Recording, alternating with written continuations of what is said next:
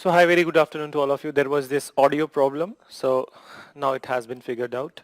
So I hope voice is reaching to you, and Bhargavi and Tanya, please confirm that audio is clear right now. So from our end, it's right. It's okay right now. So if it is reaching to you. So what I was telling you that yesterday I completed the part of the Khilji dynasty. Today is the time we'll be beginning with the Tughlaqs. So without wasting time, I'll just start with the Tughlaqs. Please confirm it quickly that audio is there with you guys. Bhargavi, please send the message if it is clear to you. Thank you, Bhargavi. So, okay, Prathamesh is there today. So, hi, Prathamesh. So let's begin with the Tughlaq dynasty. Then let's begin with the Tughlaq dynasty. Already we have lost that near about 10 minutes, more than 10 minutes. So listen, that when it comes to Tughlaq dynasty, so yesterday last thing that I mentioned was that Ghiyasuddin Tughlaq was the founder of this dynasty, and he assassinated the last Khilji ruler to become the next ruler. So listen a little bit, that Ghiyasuddin Tughlaq came to power, and at this point of time when Ghiyasuddin Tughlaq came to power, so there was this Sufi saint in Delhi. His name was Nizamuddin Aulia. So Nizamuddin Aulia was the famous Sufi saint in Delhi, and uh, famous Sufi saint in Delhi. So he didn't like the idea of the Ghiyasuddin Tughlaq being the Sultan of Delhi. Moreover, he didn't like the personality of the Ghiyasuddin Tughlaq, as they were the brutal extremist people. So he was not in the awe of the Ghiyasuddin Tughlaq. In fact, when Ghiyasuddin Tughlaq was elevated to throne, so he said that Nizamuddin Aulia, he made a comment, and in Persian itself, the comment was Delhi dur haste, meaning that Delhi is still far, far from you. Means that he cannot uh, expand his kingdom beyond a point. So this happened that initially there was this incident was there, Nizamuddin Aulia episode, and then Ghiyasuddin Tughlaq. Now in Delhi Sultanate, Hamesha, all the time, always, it was the tradition that whenever a new person was coming to the power, so he always led an expedition to Bengal. Like the Jalaluddin Khilji led an expedition to Bengal, he also, Ghiyasuddin Tughlaq also led an expedition to Bengal. Listen this part. So while he was there in the Bengal, he looted money over there, then and he got from Bengal, he got large number of elephants as war booty. Then so he received large number of elephants from Bengal as large booty. And on one hand, in Delhi, there was one son of the Muhammad, this particular Ghiyasuddin Tughlaq. His name was Muhammad bin Tughlaq. So he was not the elder son, and the tradition was that elder son will become the next ruler. So he has his own aspirations. On the other hand, Ghiyasuddin Tughlaq was accompanied by his favorite son over there in the Bengal. When Ghiyasuddin Tughlaq and his favorite son, they were returning from the Bengal. So what happened just before Delhi, this other son of the Muhammad bin, that Ghiyasuddin Tughlaq, his name Muhammad bin Tughlaq, he he created a very large wooden platform. Then, so he created a very large wooden platform. And when people asked that why you are constructing this very large wooden platform, so his obvious reply was to welcome the winning army which is coming from the Bengal. So the day arrived and winning army came closer to Delhi, and winning army had a huge number of elephants. So what happened that they all mounted on this wooden platform, including the elephants, Ghiyasuddin Tughlaq and all the others. So this wooden platform, it collapsed under the weight of the elephants. Then, so it collapsed under the weight of elephants, and you know that when a wooden platform is going to get collapsed and then there are so many elephants, so there would be chaos in that particular incident, and in that chaos Ghiyasuddin Tughlaq died, then including his eldest son. So after the death of the Ghiyasuddin Tughlaq, Muhammad bin Tughlaq became the next ruler, and in fact that on the cinematic front of the Delhi Sultanate, there was this new character. He is full of drama, he is full of information, and he is full of entertainment at the same point of time. So we will discuss many entertaining things related to Muhammad bin Tughlaq. So in the beginning you write Ghiyasuddin Tughlaq. This name you have written, so not all the time I'll be writing the spelling. So Ghiyasuddin Tughlaq was the founder of Tughlaq dynasty in 1320. Tughlaq dynasty in 1320. Then 1320. Then further you mention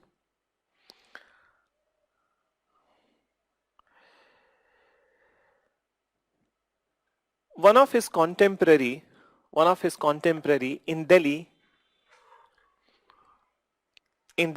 was Sufi saint Nizamuddin Aulia.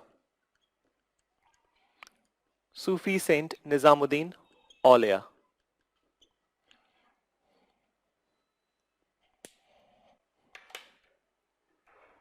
Sufi saint Nizamuddin Aulia. Then you mention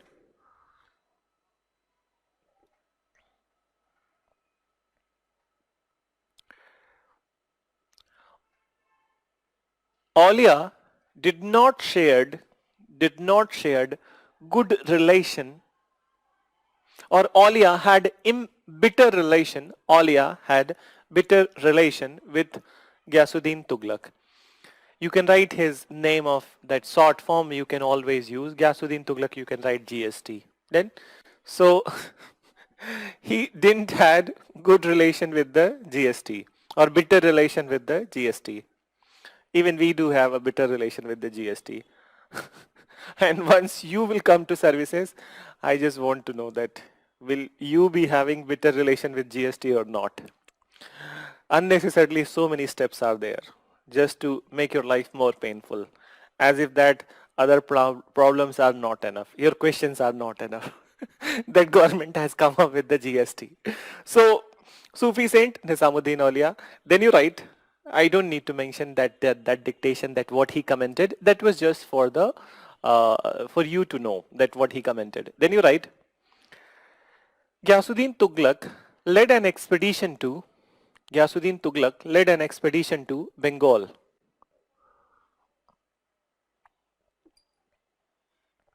Ghiyasuddin Tughlaq led an expedition to Bengal where he received large number of elephants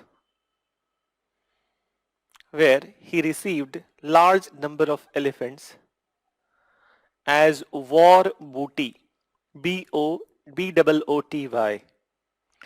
Yes, I know this is a Hindi word also and this is an English word also. There are so many words which do have the commonality between the Hindi and English. For example, yesterday when we were talking about dakat, particularly Hindi word, went into the English dictionary. Same way, this booty, I have no idea that both are different. The Hindi booty, you know it very well, that is different, and this booty is kind of loot from the war. So war booty, huge number of elephants as war booty. Then you write, one of his son, after full stop, one of his son, Muhammad bin Tughlaq, one of his son, Muhammad bin Tughlaq, constructed a large wooden platform,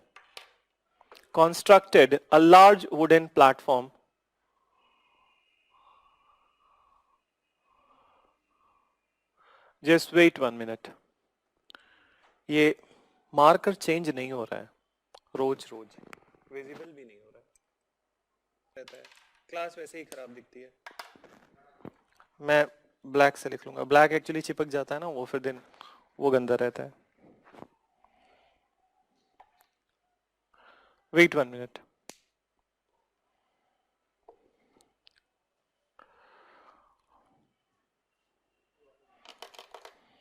इसको मैं यहाँ रख दे.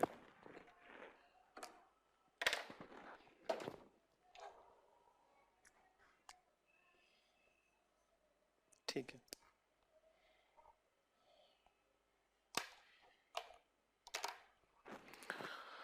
So see that this happens in the winters, that some of the markers would be less visible to you, but it is not like that it is not visible to you. Then, so I'm using the new markers, and there's a problem with the black. I cannot use all the time black because it sticks to the board and it's very clumsy. So I'll be using some places black, but not necessarily all the time. Then, so now listen.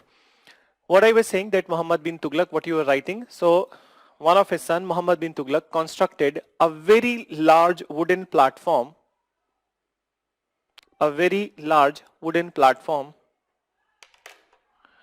just before Delhi.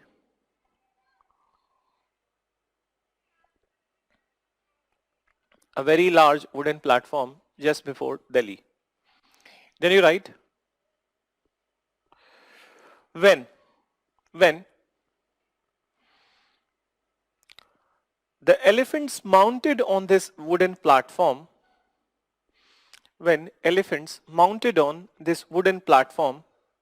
it collapsed. When elephants mounted on this wooden platform, it collapsed. it collapsed, and as such, Ghiyasuddin Tughlaq died, which led to elevation of Muhammad bin Tughlaq, as the next Sultan of Delhi. So Muhammad bin Tughlaq as the next Sultan of Delhi. Now listen a little bit about the Muhammad bin Tughlaq. The original name, that all these rulers, they have 2-3 names, and then in fact that the name as emperor was a kind of a title that they started using, but otherwise his original name was the Jona Khan. Now listen. So Muhammad bin Tughlaq was a bizarre character. He was a bizarre character. He was a person of, you can say that many times he seemed like a bipolar personality. And moreover, many times that his habits were very contradictory. That on Monday he was altogether different, on Tuesday he is altogether different. Then, so what he is on Monday, you cannot expect the same man on the Tuesday. Same man on Wednesday. So every day he was changing colors. Then, and not changing colors, but it was in his habit. Then some good things about the Muhammad bin Tughlaq. So good things about the Muhammad bin Tughlaq, that he was a scholar. Then he was a learned personality. He was a scholar. In fact, it was true about Muhammad bin Tughlaq that he knew near about 9 to 10 languages. Then, so he was expert of many languages. He was also a good mathematician, and he has some expertise in astronomy. So many fields he had some kind of expertise. But on the other hand, though he was the scholar, he was expert of these all, but on the other hand, he also seemed to be a very brutal personality. Many a times he also seemed to be a very brutal personality, and moreover, brutal would be a less definition, but let me tell you that he was more notorious for the kind of capital punishment he was awarding to the people. So the kind of capital punishment he awarded to the people, let me tell you that this capital punishment, generally all the places and in all the kingdoms, either you cut the head of the person or you hang him till death. This was the general in the medieval times or even in the ancient times, that people were cutting the head or either they were hanging. Now, Muhammad bin Tughlaq, he was a man of innovation. And his innovation was not spared even in the capital punishment. So what all kind of capital punishment was there? So first of all, that different type of capital punishment. Metal was melted. Some metals were melted. They were poured, these melted metals were poured in the mouth of the persons who were there, who were to be given punishment. Then another type of the punishment was just removing their eyes from the sockets. आंखें निकाल के गोटियां खेलना. So this was also his sock. And then another type of the punishment, suppose that many such thieves are there who are stealing from some place. So the punishment was given to all of them, same punishment. And what was the punishment? All of them were sewn together. सबको एक साथ से सिल देते थे. So all of them were sewn together. Then another type of the punishment was cutting the head, was a normal punishment at that point of time. Moreover, he was a man of sadistic pleasure. He also enjoyed the kind of pain that people were going through who were given the punishment. So a hook was pierced into the stomach of have you seen the anchors then? So kind of hooks were pierced into the stomach of the person and then it was pulled apart. So this type of very extreme type of punishments he gave, and he was notorious for this. Nobody in the Delhi Sultanate behaved in this manner, the manner in which Muhammad bin Tughlaq was behaving. Not even Alauddin Khilji. So this was Muhammad bin Tughlaq. On the other hand, one fine day when I was saying to you that Monday he is different, Tuesday is different. Monday he will be so happy that he will go to the Dalit houses, he will go to the Hindu houses, then celebrate with them, eat food in their plates and then come back. And then Tuesday when he will come back, so he will order that to execute some of these people. So nobody knew that what kind of personality he was. Then he is just like our today's politician. Though our politicians are not able to do the killing, but they are the same. They can, you can just see that they can land up at any Dalit's house or any depressed class house. They will be having food over there. उनका जो भी खाना है खा जाएंगे. फिर उसके बाद then election खत्म. Then they will forget that there existed a Dalit also. There existed a depressed classes also. So basically this was the Muhammad bin Tughlaq.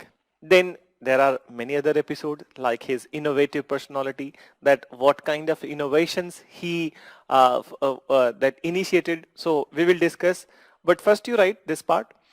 So you write, he was a man of Muhammad bin Tughlaq, and then you write, he was a man of contradictory personality. Contradictory or bizarre personality. Contradictory or bizarre personality. Full stop. Then you write,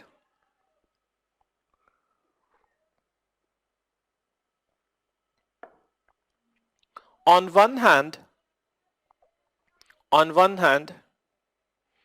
he was a scholar of many languages.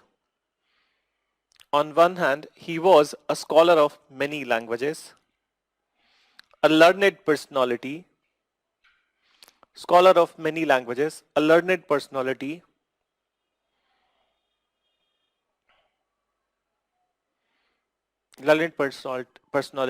but on the other,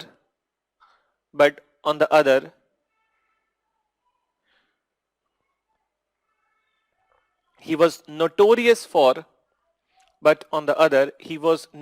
for awarding extreme capital punishments.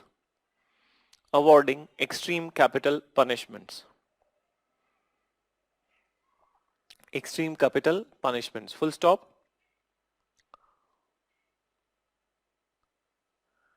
He was also known as man of innovation.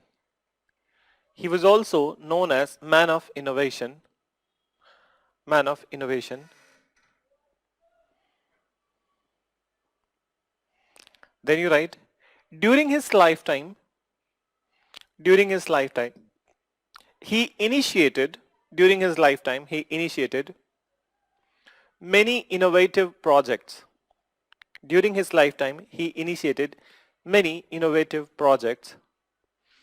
But unfortunately, he failed in all of them, or many of them, not all, you write, in many of them. But unfortunately, he failed in many of them.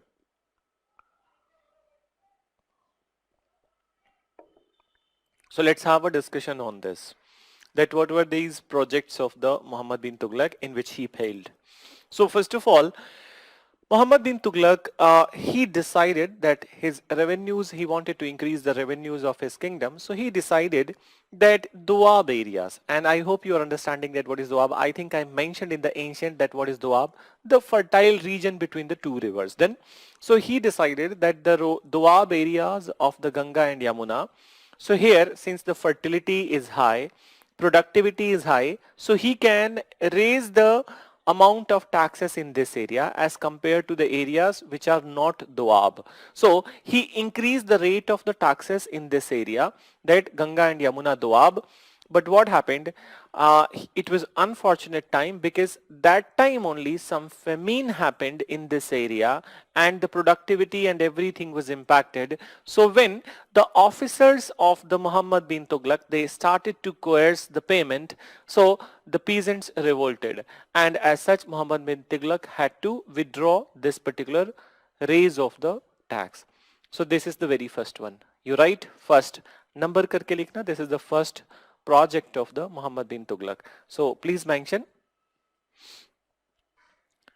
To increase the revenue, he decided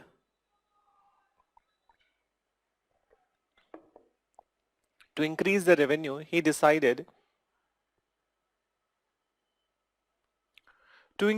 rate of taxes, in Ganga and Yamuna Doab. In Ganga and Yamuna Doab.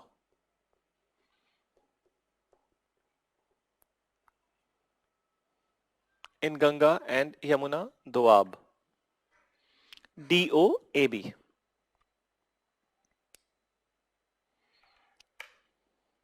Full stop. But, but due to famine, but due to famine, peasants refused to make the payment. Peasants refused to make the payment. Peasants refused to make the payment. As such,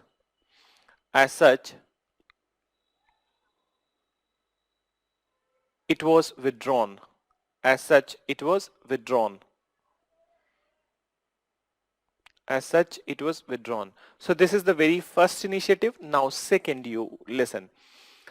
So second initiative, Muhammad bin Tughlaq at this point of time, he decided that he will shift his capital from Delhi to Daulatabad. Then, so he decided he will shift his capital from Delhi to Daulatabad. And what is this Daulatabad? Exactly, it is the Devgiri. And present day, we call it Aurangabad.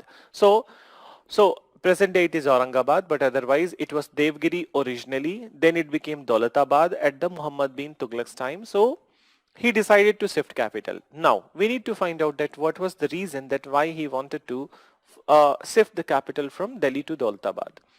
So first of all, that the Mongol invasion was still persistent over here. Then, and when Genghis Khan died, listen this, yesterday I was talking about the Genghis Khan. So when Genghis Khan died, so his kingdom was divided into 5 of his sons. Then, and these sons of the Genghis Khan, they were also invading in different directions. And their one branch was quite persistently coming to the Indian side. Then so quite persistently coming to the Indian side, and Mongol threat was still looming in India. When you look at the map of India and the location of Delhi, so it was very closer, Delhi was very closer to the route of the Mongols. Then so Delhi was closer to the route of the Mongols.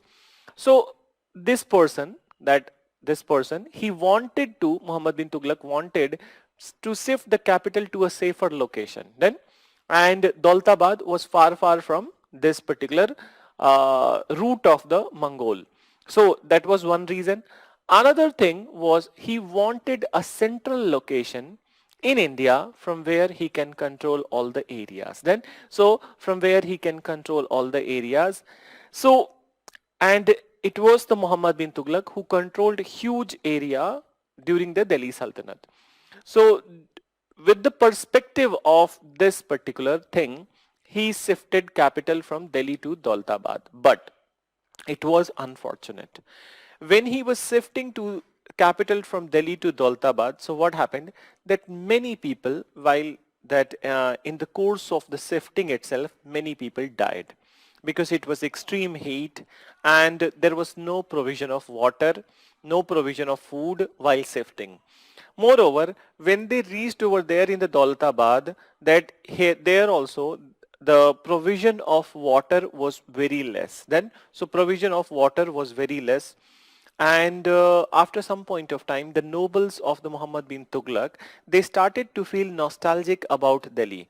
Even it is said that Muhammad bin Tughlaq himself started to feel nostalgic about Delhi, and he decided to again come back to Delhi. So though he was going to Daulatabad with some kind of reason, but it failed. So it failed. Now here also I need to tell you, I'll be telling you one such story of the brutality of the Muhammad bin Tughlaq. While this capital was shifting from Delhi to Daulatabad, so there was a one blind man in Delhi, and this blind man requested that blind people and then old age people, so they requested that please recuse us from going to Daulatabad. We are safe over here in Delhi since we cannot walk up to that place. We are partially blind and then we are too old that we cannot walk up to the place. So then Muhammad bin Tughlaq, what was his reaction? His reaction was, okay, that's not an issue that you are old and blind, that you just prepare for the prepare for going over there. We will make sure that you are going to Daulatabad.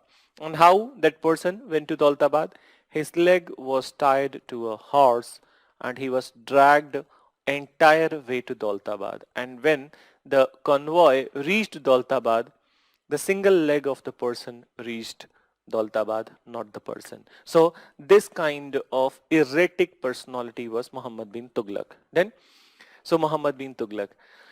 And there is a one story I think that you must have read somewhere in the world history also. There was one queen of France or England, and I just want to tell you this anecdotal story. So what happened that there was a scarcity, there was a famine in the kingdom, and So people were not that there was not availability of the food grains and everything. So people were so worried about this, and then they were hungry.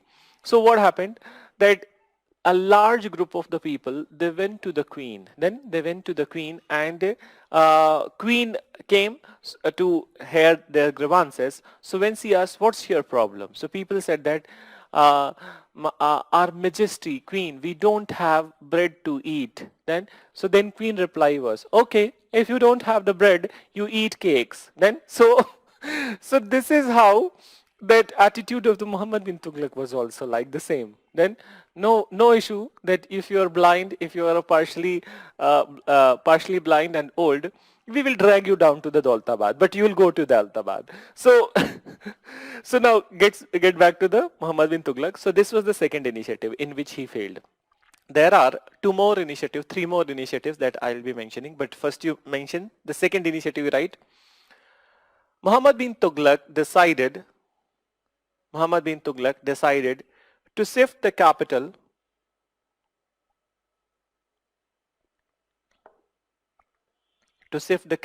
from Delhi to Daulatabad. From Delhi to Daulatabad. Full stop. But this experiment failed.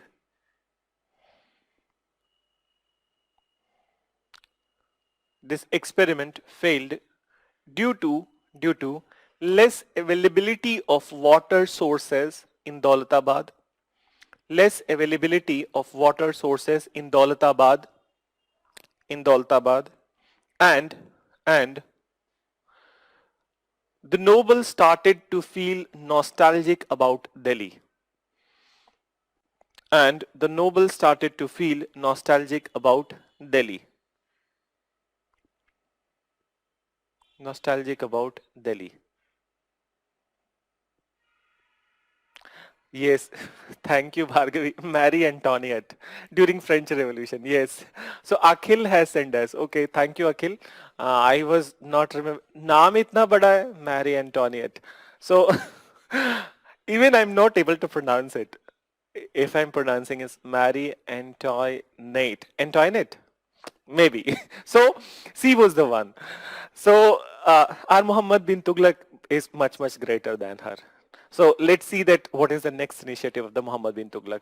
Now listen what happened. So after this episode, that then again they came back to Delhi. So after coming back to Delhi, that Muhammad bin Tughlaq decided to expand his kingdom in the northern direction. Still Mongol threat is looming. So if you look at the map of our country, that this Jammu and Kashmir area. So if you look at this area, so he decided that if Delhi is over here, so what I'll do that he was hell bent that he will make Delhi as a central location. So he decided that I will expand my kingdom in this Afghanistan area, the upper area, that Afghanistan and Central Asia. This area was known as Khorasan. So this area was known as Khorasan, and something happened in the Khorasan. The king of the Khorasan, when he died, so there was factionalism in the court of the Khorasan. So there was a bitter factionalism in the court of Khorasan that who would be the next king. So what happened in this episode when Muhammad bin Tughlaq came to know about this, so it was an opportunity before him that he can, at this point of time, he can go to the Khorasan and capture this area. And that's how Delhi will become central location. So the preparation started, and that this area, that when you start from the Jammu and Kashmir and this area of the Pakistan, here Afghanistan, it's a difficult terrain. So you need to do the preparation. Then, so what he did, and large number of soldiers were required. So what he did, that he recruited large number of soldiers, and to keep their motivation high, he gave them 3 month advance salary. Then, so he gave them 3 month advance salary, and preparation started, that all the exercises, everything started. And when the moment came that they would be marching to Khorasan, so all of a sudden the news came that all these factionalism which was there in the Khorasan court, it has been solved and they have chosen their king. So they have chosen their king. So after all the preparations, this particular Khorasan battle did not happen on the ground. Then, so it did not happen on the ground, and Muhammad bin Tughlaq incurred heavy losses. It is just like that you have prepared for your marriage, you have bought so many things, you have spent near about 1 lakh की शेरवानी खरीद ली है Virat Kohli style में, and then there are so many spendings are there, खाने के खर्चे, catering के खर्चे, ठीक है, and then finally on the day of the marriage the news came that लड़की किसी और के साथ भाग गई. So same kind of situation was over here, that after all preparation the war did not happen on the ground. So he incurred heavy losses. This is the one. एक और सुन लो, second वाला. And one more such expedition of the Muhammad bin Tughlaq was the Kurachil expedition. Let me tell you that what is this Kurachil expedition. I'm writing here, but दोनों एक साथ लिख लेंगे. Kurachil expedition. So in the court of the Muhammad bin Tughlaq, there were many people who were disaffected by his attitude and the way he was operating. So the way he was operating and the way he was behaving, so many people were kind of very much disaffected, and sometimes they even abused Muhammad bin Tughlaq. So they knew their fate, that if they are abusing Muhammad bin Tughlaq from the front, so they will not be spared. So after this kind of abusive thing and criticism, they fled from the court. Then, so these nobles, these officers, they fled from the court, and they went to the Kurachil area. What is this Kurachil area? This is the hill areas of the Himachal Pradesh. Then hill areas of the Himachal Pradesh on the side of the Tibet. Then, so on the side of the Tibet. So what happened, that they went to this place to hide over there. Muhammad bin Tughlaq was hell-bent that he will capture them and then punish them. So he sent his men, his men over there, and a part of his army to capture these nobles. But what happened, that there was severe cold at that point of time. His men, Muhammad bin Tughlaq's men, lost the way. They entered into the Tibet, and when they started to coerce the people of Tibet, so they imposed a crushing defeat on the Muhammad bin Tughlaq's men. Then, in fact, that these Tibetans, they chased them down till Delhi. Such was the scenario. So here, this experiment also failed. So two expedition, one is the Khorasan expedition and another is the Kurachil expedition. This also failed. So please write. Third, Muhammad bin Tughlaq wanted to expand his kingdom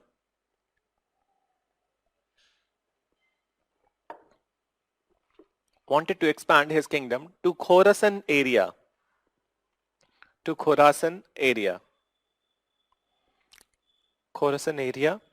Then further you mention, but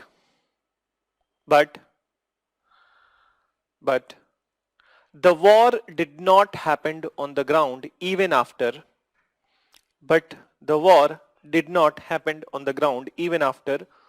so much of preparation. Full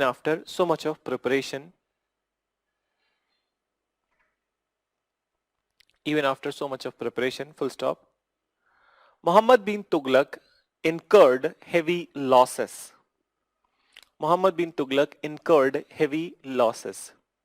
Bhari ghata hua. Then, so incurred heavy losses. Then fourth you write, incurred heavy losses.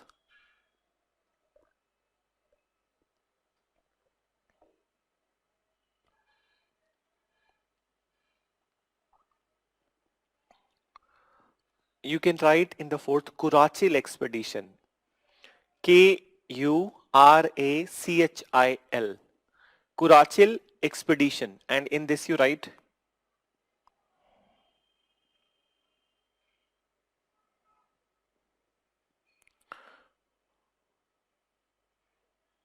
to capture and punish those people to capture and punish those people who revolted against to capture and punish those people who revolted against Muhammad bin Tughlaq, MBT, Muhammad bin Tughlaq. He initiated Kurachil expedition. He initiated Kurachil expedition, but he also failed in this. Then now the last failure I need to mention about the Muhammad bin Tughlaq is that issue of the token currency. So the last failure was related to issue of token currency. So please mention this fifth one, issue of token currency. Now listen, what is this token currency? Basically, all over the world at this point of time, the silver supply was hit. Then that silver supply was less, and you know that most important coinage was the silver at this point of time. So silver supply was hit and supply was not coming to the Tughlaq's area.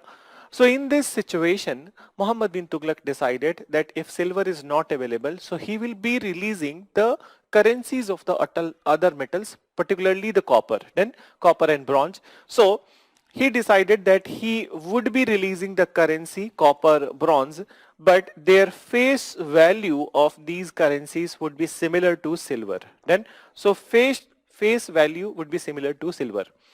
So for example, that let me tell you that one such elaboration of this token currency. What is this token currency? What we use today, it is also a token currency. That 100 rupees note, 2000 rupees notes, it is a token currency which is backed by the government, which has the authorization and then the bond of the government, and that's why it becomes the 2000 or 100 rupees. But in fact, if you look at the original cost of the particular 2000 rupees note, it's not even 5 rupees or 10 rupees. Then so 10 रुपए का सामान लगा है, 2000 value है. So what is this? This is a token currency and the face value is the 2000. Same way, you cannot say that 10 gram copper is equivalent to 10 gram silver. Then so 10 gram copper is not equivalent to 10 gram silver. I have written AG. I hope you understand what is AG and CU. So it is not equivalent, but when they released copper currency on the face value of the silver, so it means that the 10 gram of the copper was considered as the equivalent to the 10 gram of the silver. So this is what was the token currency. So the idea was good. There was no fault in the idea. In fact, it was a visionary idea, but the problem was with the execution. And and a huge corruption started related to the currency, and many of the officers of the Muhammad bin Tughlaq, they started to forge duplicate currencies. Then so they started to forge duplicate currencies, and some of them were minting it in their houses itself. So that's why this experiment also failed. You write issue of token currency, and in this you write there was scarcity of silver. There was scarcity of silver all over the world. There was scarcity of silver all over the world. In this situation,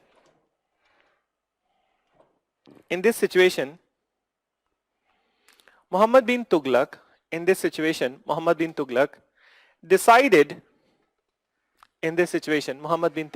decided to issue token currency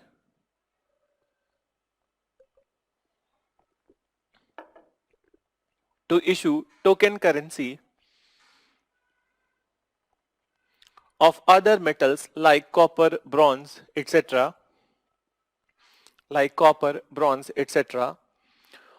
on the face value of silver. Copper, bronze, etc. on the face value of silver. Face value of silver. Done? Then further you mention face value of silver. This experiment failed. This experiment failed due to this experiment failed due to forging of currency. This experiment failed due to forging of currency by many officers in the Tughlaq's court. By many officers in the Tughlaq's court. So this experiment also failed. So you have just counted that how many experiments, and then all of them Muhammad bin Tughlaq failed. Now after this I need to mention some of initiatives where no such failure is attached, but some initiatives. So Muhammad bin Tughlaq, he also created a separate department of agriculture known as Diwan-e-Kohi. And moreover, under this department of agriculture, he started a credit facility which gave cheap agricultural loan to the people. So credit facility which gave cheap agricultural loan to the people, and this cheap agriculture loan was known as Takkavi. So please write. Next you write, Muhammad bin Tughlaq established a separate department of agriculture, known as Diwan-e-Kohi. Separate department of agriculture known as Diwan-e-Kohi. Diwan-e-Kohi. Then further you mention, under this department, he started a credit facility. Under this department, he started a credit facility which gave cheap agricultural loan, Takkavi, Taccavi, cheap agricultural loan Takkavi to the people. Cheap agricultural loan Takkavi to the people.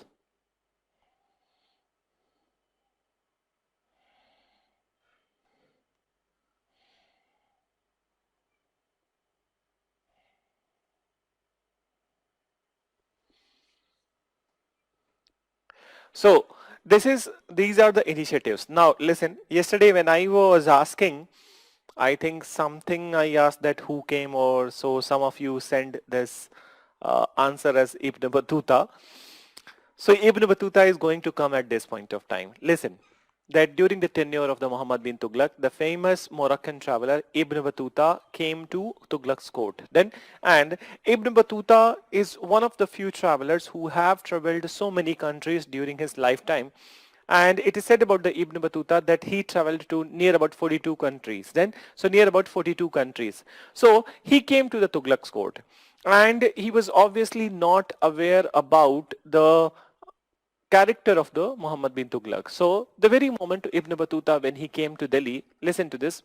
So very moment he came to Delhi, so there was a grand reception which was given to Ibn Battuta. Since he was coming from the far land, so he was given grand reception by Muhammad bin Tughlaq. And Muhammad bin Tughlaq, without waiting for some time, he appointed Ibn Battuta as the Qazi of the Delhi. So he was appointed Qazi of the Delhi. And obviously when somebody is coming and then he has been given such a kind of reception, so he will be so overwhelmed with the reception and also the post he has been granted, that he held very high views about the Muhammad bin Tughlaq. And he started to think that I have not seen such a kind of personality in my lifetime. In fact, he was true that he hasn't seen such kind of personality in his lifetime, but he will figure out later what kind of personality. So he was very happy and he became the Qazi of Delhi. Now, Ibn Battuta also held this view that since this person has given him the post of the Qazi, and he has with this post also he has given him the power of the criticizing the policy. So he felt like a liberal then. So Ibn Battuta felt like a liberal, and he also had this view that Muhammad bin Tughlaq was a liberal. So one fine day that he was kind of criticizing the policy, just like the way we do then in the classes, and you will also be doing in your papers then. So criticizing the policies of the government or somebody else. So he started criticizing the policy, and he started saying Muhammad bin Tughlaq, देखो ये सही नहीं है, this must have been in this way, that way. Muhammad bin Tughlaq then came into his original color, like the dictator Aladdin. So he said Aladdin. So he said Aladdin, and then this particular person, Ibn Battuta, was imprisoned. He was deposed from the post of the Qazi. He was imprisoned. And all of a sudden, Ibn Battuta felt like, ये क्या हो गया? What has happened? That I never expected. It was very much shocking to Ibn Battuta. So it was very much shocking to Ibn Battuta, and then he started to talk to his inmates that what happened, why he imprisoned me. Then they told Ibn Battuta that this is real Muhammad bin Tughlaq. What kind of view that you were holding about the Muhammad bin Tughlaq, that's not the Muhammad bin Tughlaq. This is real Muhammad bin Tughlaq. Then, so Monday, he is party goer. Tuesday, he is a spiritual man. And Thursday, he is a warrior. So different kind of personalities. So Ibn Battuta was also intelligent enough. So he decided that somehow he will pursue Muhammad bin Tughlaq. He accepted his fault, though he was not at the fault, but he accepted his fault. He apologized to Muhammad bin Tughlaq on a good day. And then Muhammad bin Tughlaq again became happy and then released Ibn Battuta, again appointed him Qazi. So again appointed him Qazi. So this erratic behavior was something which Ibn Battuta wanted to get rid of. What happened? So Ibn Battuta eagerly he was waiting to get a permission to exit from Delhi. So whenever he was asking Muhammad bin Tughlaq that since it's a long time I have been over here in Delhi, so I have this urge to meet my family over there in the Morocco, and please give me permission to go to my own kingdom or my own area. So then Muhammad bin Tughlaq was like, यहाँ क्या problem है? What's the problem over here? Why not you remain over here? Do you call your family over here? That would be better. You will never need to go over there. So he never gave permission to Ibn Battuta to go to his own place. Now Ibn Battuta was becoming so impatient from inside, and he was eagerly waiting for any such opportunity where he can find to just kind of that he can find and he can escape from India.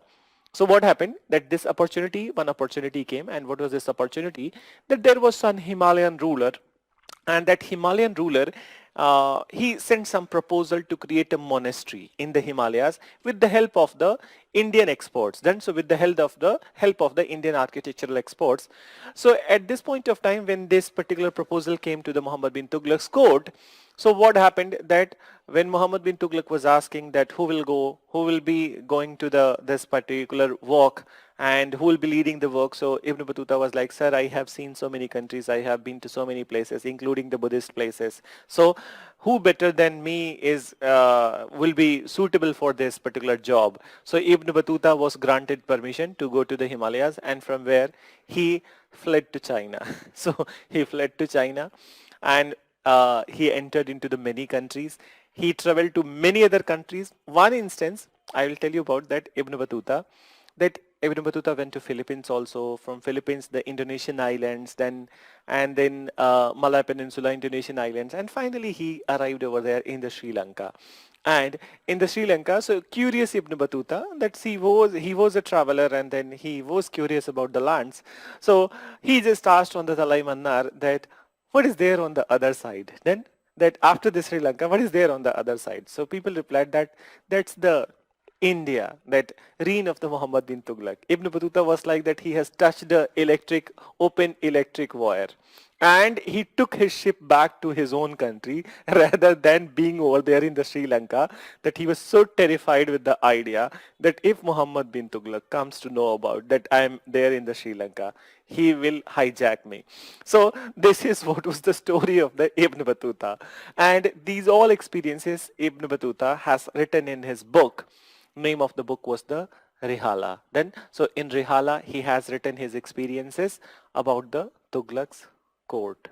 So not all the story we'll be writing, but just two, 3 words. I told you those stories, but 2, 3 words we'll be writing about the Ibn Battuta. One last thing also, let me tell you one more thing related to the Muhammad bin Tughlaq. So Muhammad bin Tughlaq was he became so unpopular among his own subjects that people always liked, no worries that he was giving capital punishment, and that too very extreme.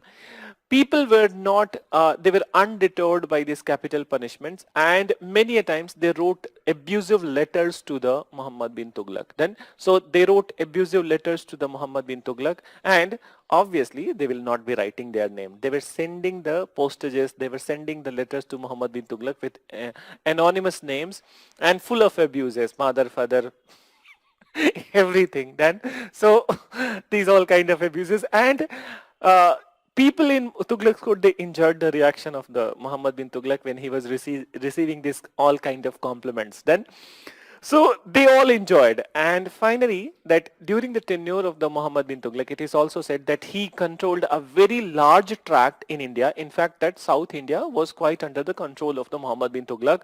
So during his tenure, many revolts happened. Then, and he was not able to suppress all of them. And two very important revolts that we need to mention. This is the time Muhammad bin Tughlaq is the time that Vijayanagar kingdom came to picture in 1336 and Behmani kingdom in 1347. So these two kingdoms appeared at the Muhammad bin Tughlaq's time, and these two, listen, these two, particularly Vijayanagar kingdom, Behmani also I'll be mentioning, but particularly Vijayanagar kingdom, I will be covering after Mughals. ठीक है? So बस यहाँ पे ये लिखेंगे, we will be writing at this place that they appeared at this point of time. So now, listen to the last part of the Muhammad bin Tughlaq, that Muhammad bin Tughlaq, he was getting those abusive letters. So finally, Muhammad bin Tughlaq died in 1351, and on his death, the famous historian Burni, here somebody yesterday wrote Burni, then so Burni was there at this point of time. So famous historian Burni, he wrote on the death of the Muhammad bin Tughlaq, and this is how the king, that the public got rid of the king and king got rid of the public.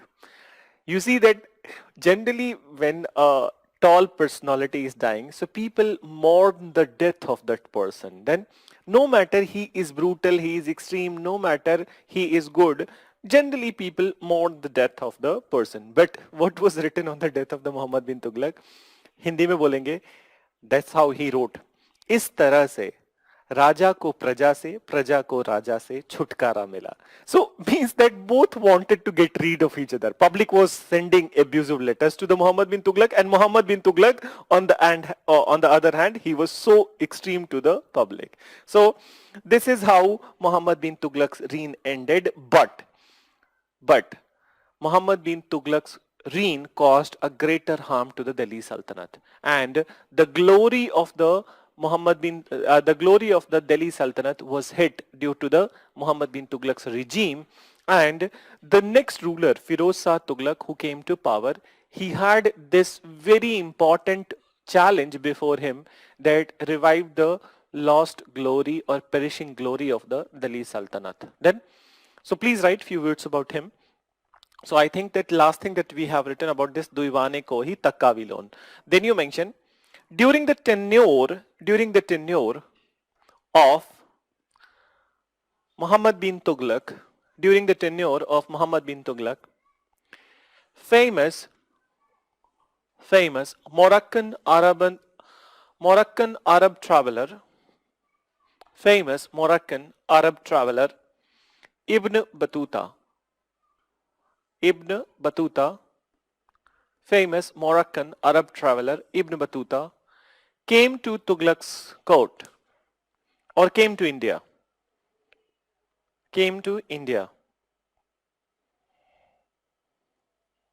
Then you write, he wrote about his experience at Tughlaq court. he wrote about his experience at Tughlaq court in his book Rehala. In his book Rehala. Tughlaq's court in his book Rehala.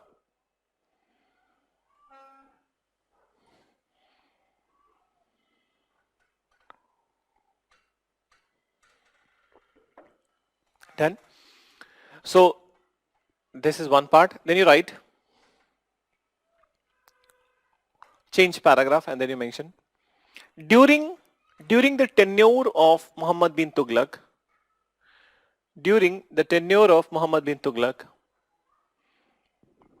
many revolts happened.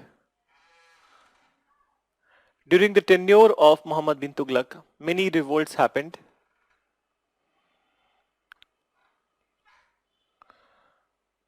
And two bigger kingdoms were established in South India. Two bigger kingdoms were established in South India. So you write, in 1336, Vijayanagar kingdom. In 1336, Vijayanagar kingdom. And in 1347, Behmani kingdom.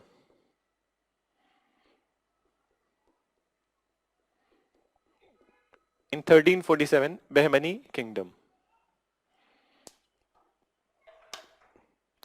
In 1347, Behmani kingdom. Then you mention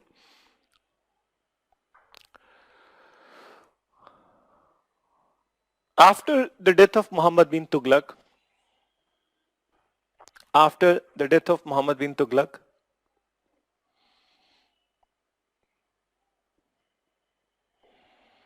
next ruler was Firoz Shah Tughlaq. Next ruler was Firoz Shah Tughlaq.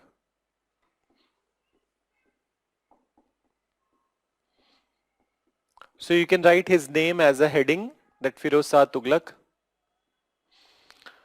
So as I said to you that during the regime of the Firoz Shah Tughlaq, that it was a challenge before him how to revive the lost glory of the Delhi Sultanate. Then, so how to revive the lost glory of Delhi Sultanate, that was the challenge before him.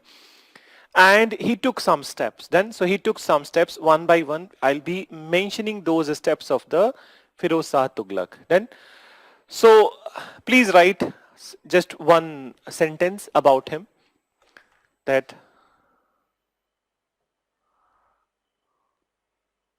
during the regime of Muhammad bin Tughlaq,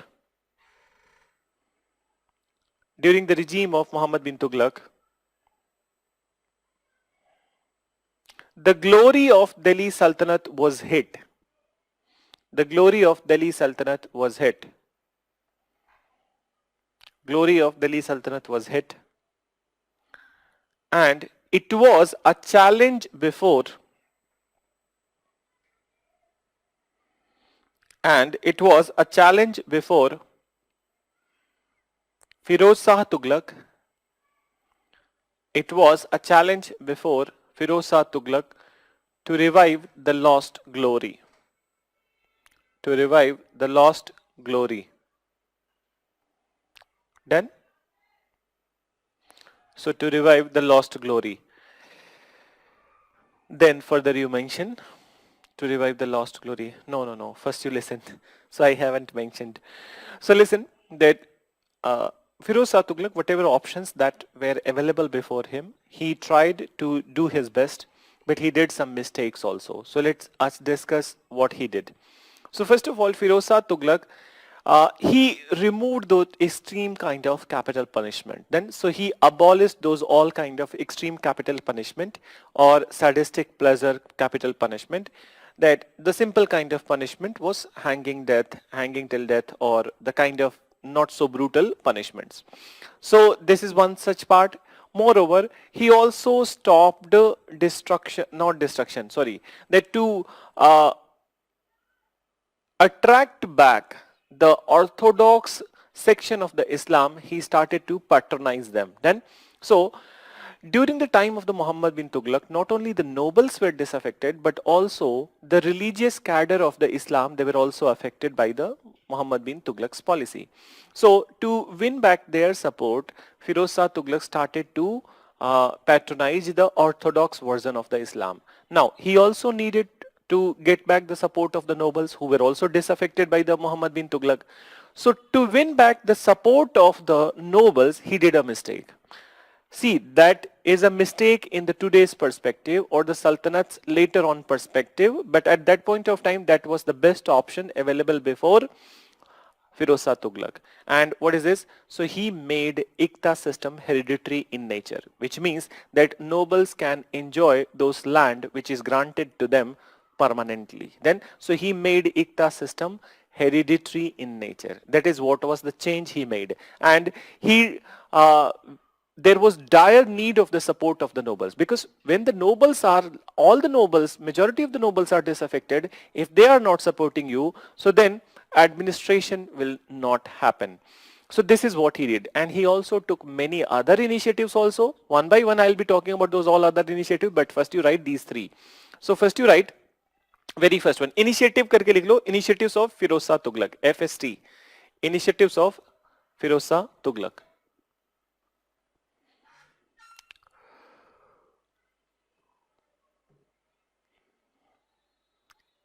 Then you write very first one, he abolished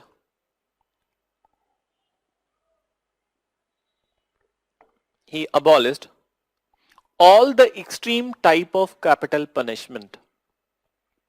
He abolished all the extreme type of capital punishment.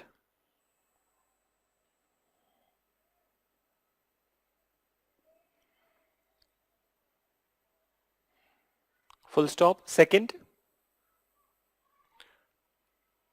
he started to support orthodox version of Islam. He started to support orthodox version of Islam. Orthodox version of Islam. Then next you mention orthodox version of Islam. Third, to win back the support of nobles. To win back the support of nobles, he made Ikta system hereditary in nature. Meanwhile, please send questions if at all there. So questions, and a question tha in the beginning of the class, I did not reply at that point of time. Let me mention this question over here. I'll be talking about the Firoz Shah Tughlaq further, but this question ka jawab de lene do pehle. Somebody has asked, I just forgot your name, that what was there, but I read the question. Somebody asked about the Parda system. Chalo, this is your curiousness that you wanted to know about the Parda system. Particularly, what is this Parda system? So Parda system was basically that women were covering their face, or they were not so kind of that making themselves visible to the males. Then, so generally this is a system which was popular with the Islam. Then, and generally it was practiced in the Islamic area, and it was permanent part of the Islam. Then, so it's not about Turkish introduced it or somebody introduced it. It all of a sudden that that it altogether started with the Islam. Then, so Islam, but to say it that it was only in the Islam, that will be untrue. Then there were instances even in the ancient and even in the world history, many places, that women they kind of kept a veil, or they were kind of using the parda, so that they must not be, or they must be safeguarding themselves from the stereotyping or their objectification. So it was prevalent all over the world in all the religions, but in Islam, looking at the stereotyping of the women, objectification of the women, they made it part and parcel of the Islam. Then, so there was a purpose of this one. Yesterday I was talking about this, that it was the women who was the first discriminated being on the planet Earth. Then, so the Parda system was basically to stop or to safeguard the women from the objectification and stereotyping. But it took over the period, it took some other forms, and it also became a symbol of the discrimination. Then, and symbol of the discrimination, and moreover, it became the symbol of putting the restrictions on the women. Then, so it became a symbol of putting the restrictions on the women. So originally part of Islam, but in many religions and in many parts of the world, this kind of thing was practiced, but not so uniformly. So this is what is about, and you cannot ascribe this to just one person or other person. Now let me look at this question. Muhammad bin constructed the platform to really welcome them, or it was a conspiracy?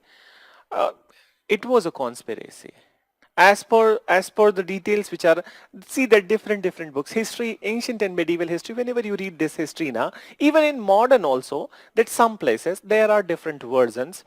So though UPSC will not ask you was it a conspiracy or was it a really welcome, but in fact it was a conspiracy, that some books have mentioned that he, Muhammad bin Tughlaq, he conspired this thing with the Nizamuddin Auliya. Then, and Muhammad bin Tughlaq was that in contact with the Auliya. Then, so in contact with the Auliya, and in fact it was a conspiracy. Then Muhammad bin Tughlaq was an aspirational person, ambitious person, and then he wanted to become the next emperor, and he was not the eldest son.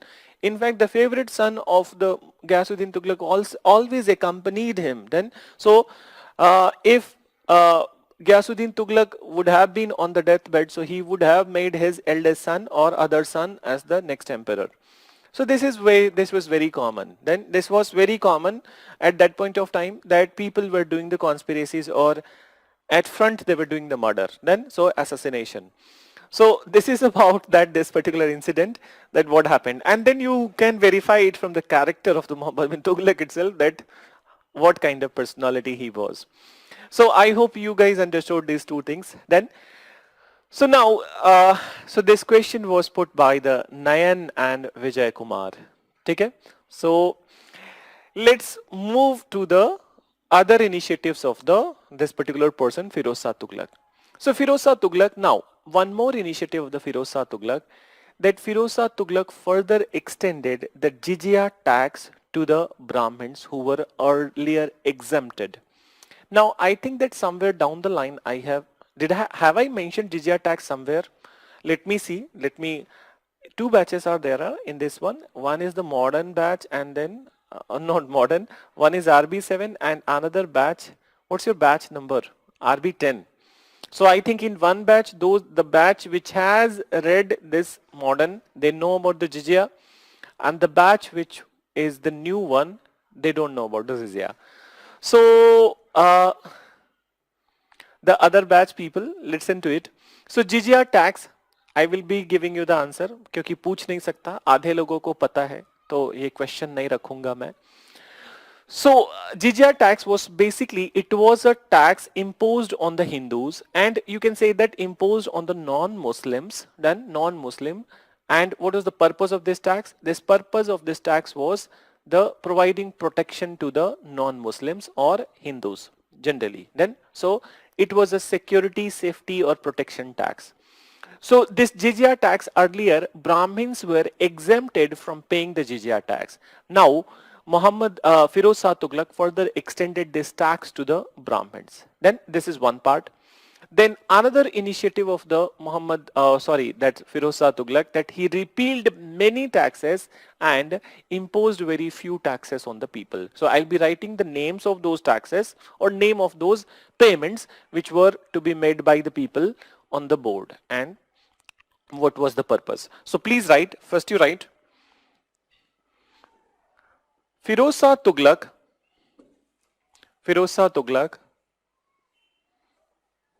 further extended jizya tax to Brahmins who were earlier exempted.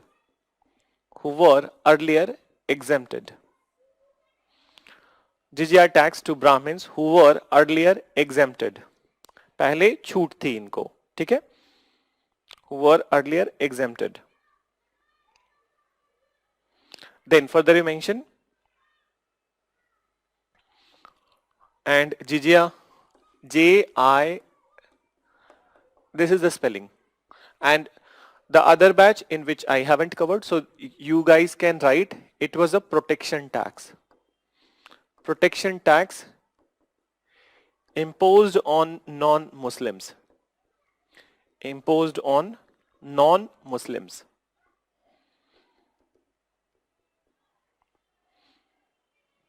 Imposed on non-Muslims. Then you mention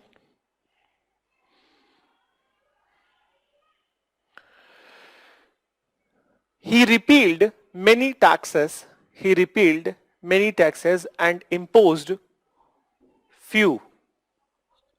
He repealed many taxes and imposed following taxes on people. ऐसे करके लिख लो. So imposed following taxes on people. So first of all, jizya, already you have written that jizya was there. Then kharaj. Next tax which was imposed was kharaj. Kharaj was land tax. Then after kharaj, khums. I will write the meaning of the khums. Khums was looted wealth during war. During war. That was khums and zakat. Zakat. So, tax on income of Muslims. Tax on income of Muslims for propagation of Islam.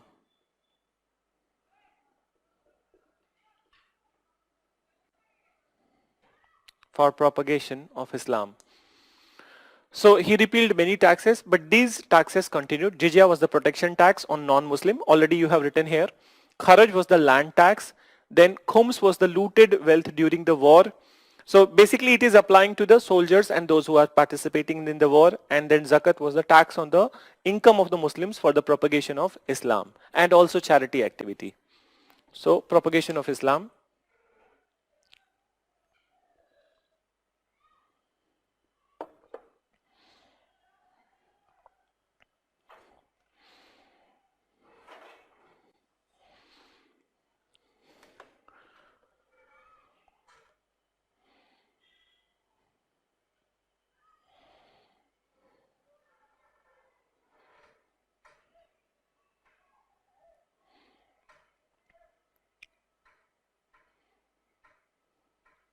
So now listen, there is one more initiative of the Firoz Shah Tughlaq. That's the last initiative that I need to mention, that Firoz Shah Tughlaq also created a separate department, and this was the department of the charity known as the Diwan-e Khairat. But this charity was not given to everybody. Then charity, that this Diwan-e Khairat or the charity was given to the poor people, and particularly during the marriages of their daughter. So it was in fact a very good initiative of the Firoz Shah Tughlaq. Then, so you write that Firoz Shah Tughlaq established the department of charity, known as Diwan-e Khairat. Department of charity known as Diwan-e Khairat. Diwan-e Khairat, which helped poor people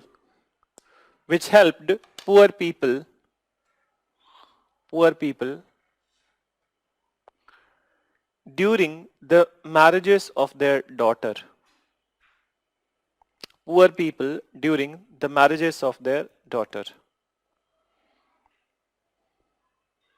Diwan-e Khairat during the marriages of their daughter.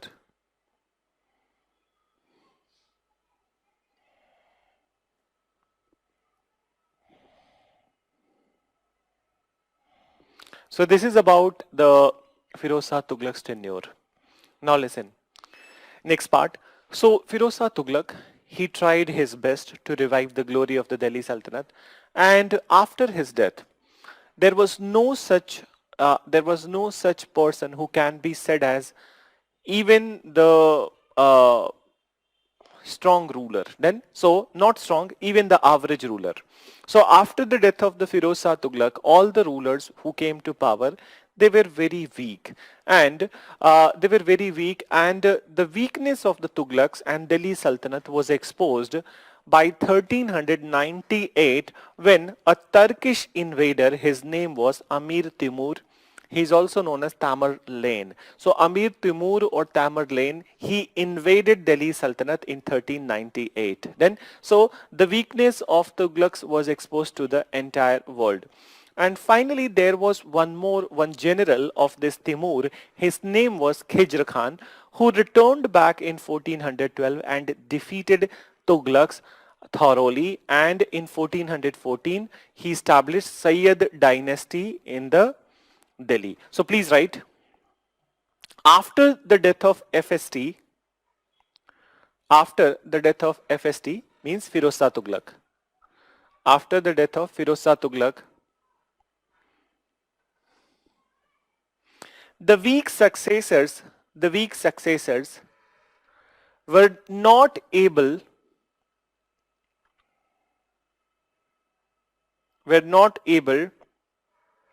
to administer properly.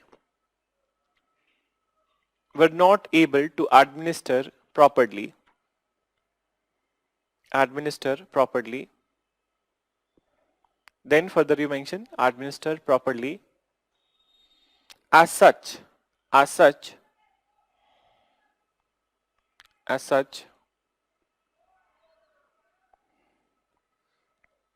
in 1398, when a Turkish invader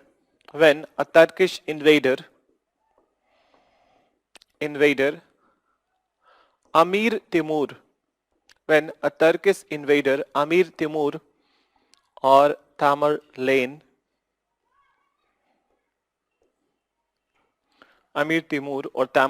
invaded Delhi,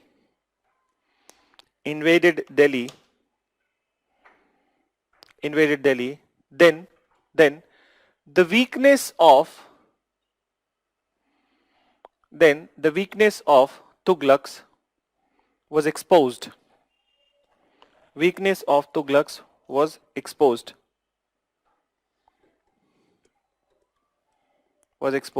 Then further you mention weakness of Tughlaqs was exposed. In 1414,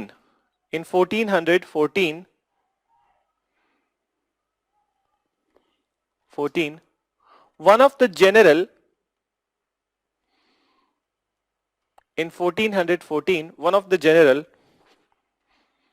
of Amir Timur,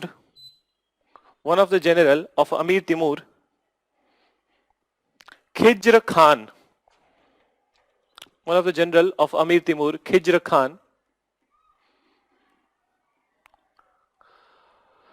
uprooted Tughlaqs from Delhi, and established Sayyid dynasty in Delhi.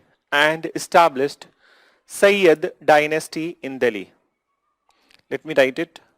So Sayyid dynasty in Delhi.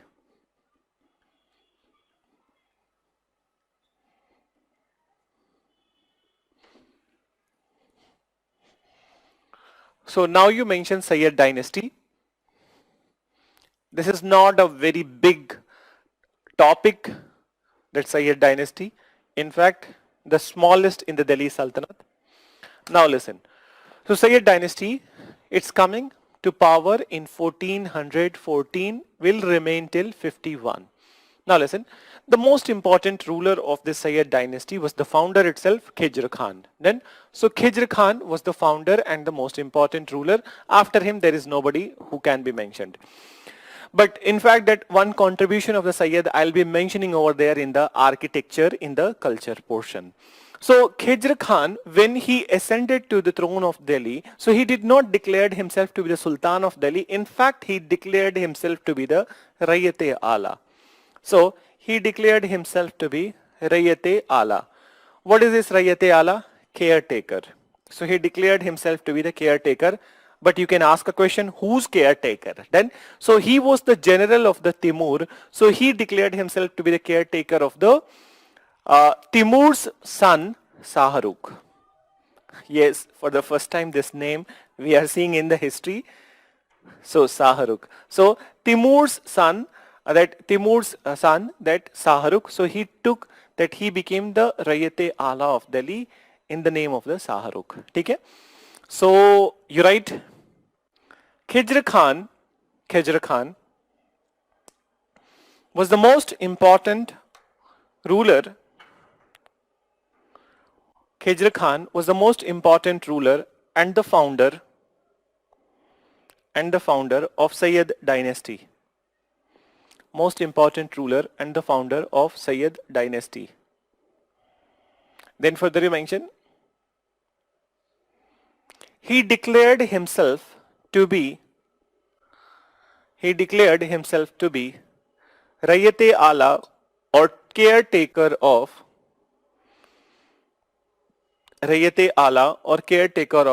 Timur's son Shahrukh. Timur's son Shahrukh. Then, and there is nothing to mention about that Sayyid dynasty. They were removed from power by the last ruling dynasty of Delhi Sultanate, that is the Lodhi dynasty. Then, so Lodhis were, as opposed to these all people, other people, that these all dynasty, they have the Turkish link, but Lodhis were the first Afghans in India. Then, so Lodhi was a Afghan dynasty. So you write, in 1451, Sayyid dynasty was replaced by,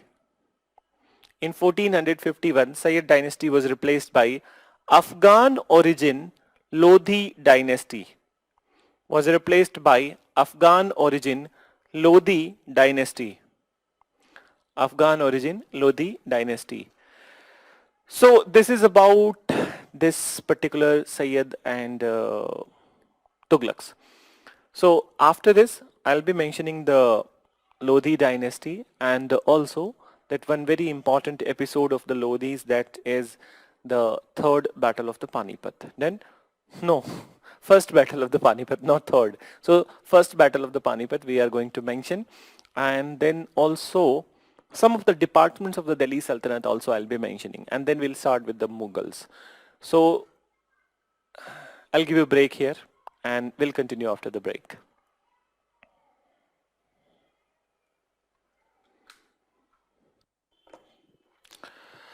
So one by one few questions are there.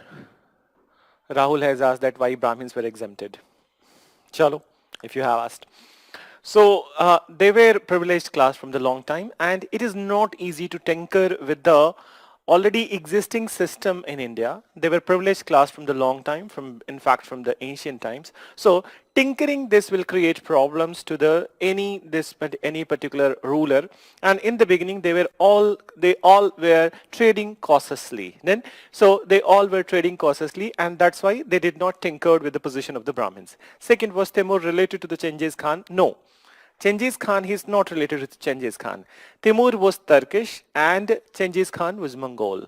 Then, in fact that we are going to just talk about that.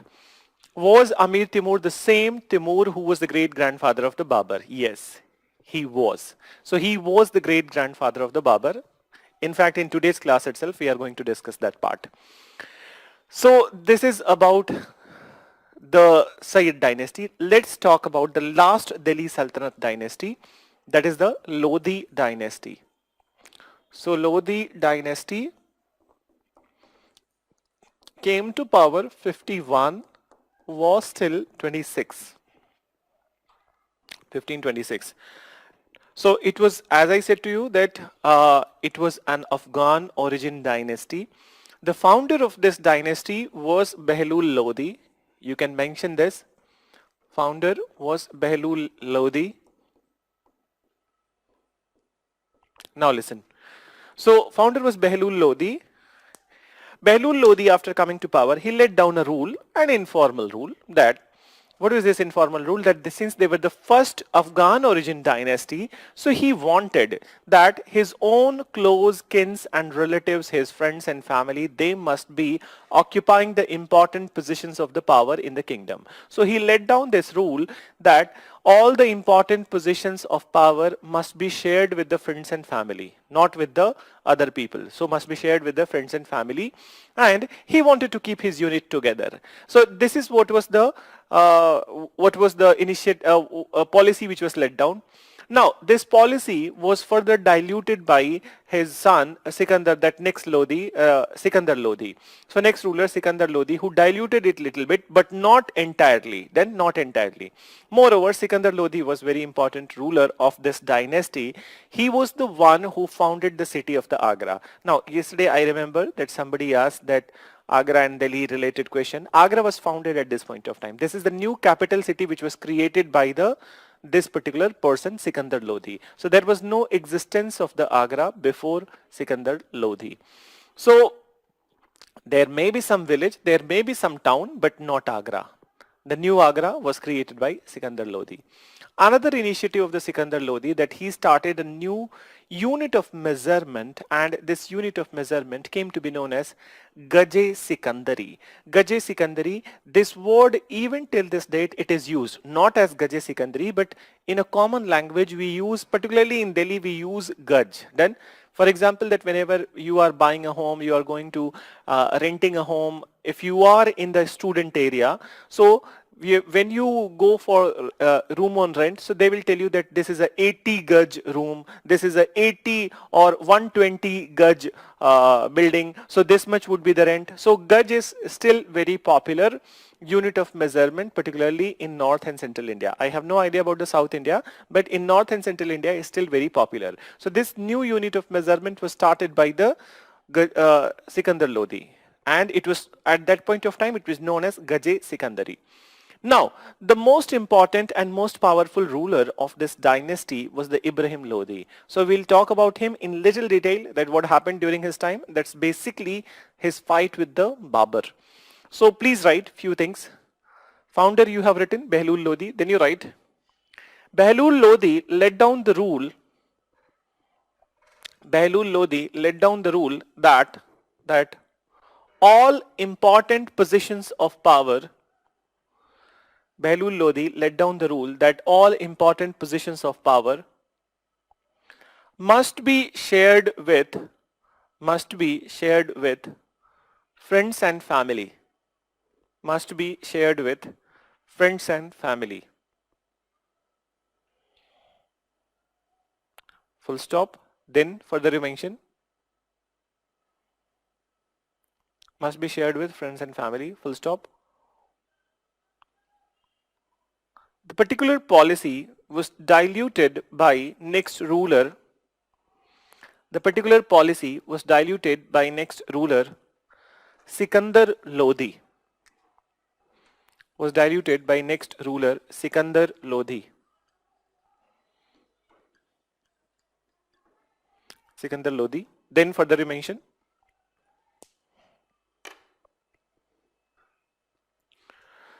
Sikandar Lodi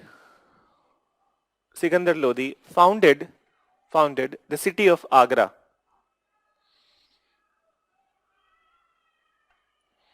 Sikandar Lodi founded the city of Agra, and he started a new unit of measurement. He started a new unit of measurement, Gaje Sikandari. New unit of measurement, Gaje Sikandari. Gaje Sikandari. Then further you write, after full stop you mention Ibrahim Lodi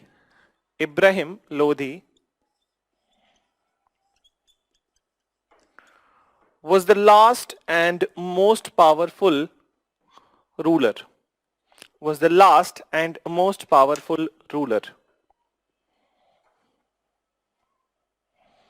was the last and most powerful ruler. Now, listen to the things which happened at the time of the Ibrahim Lodi. Please don't write, stop writing and please listen.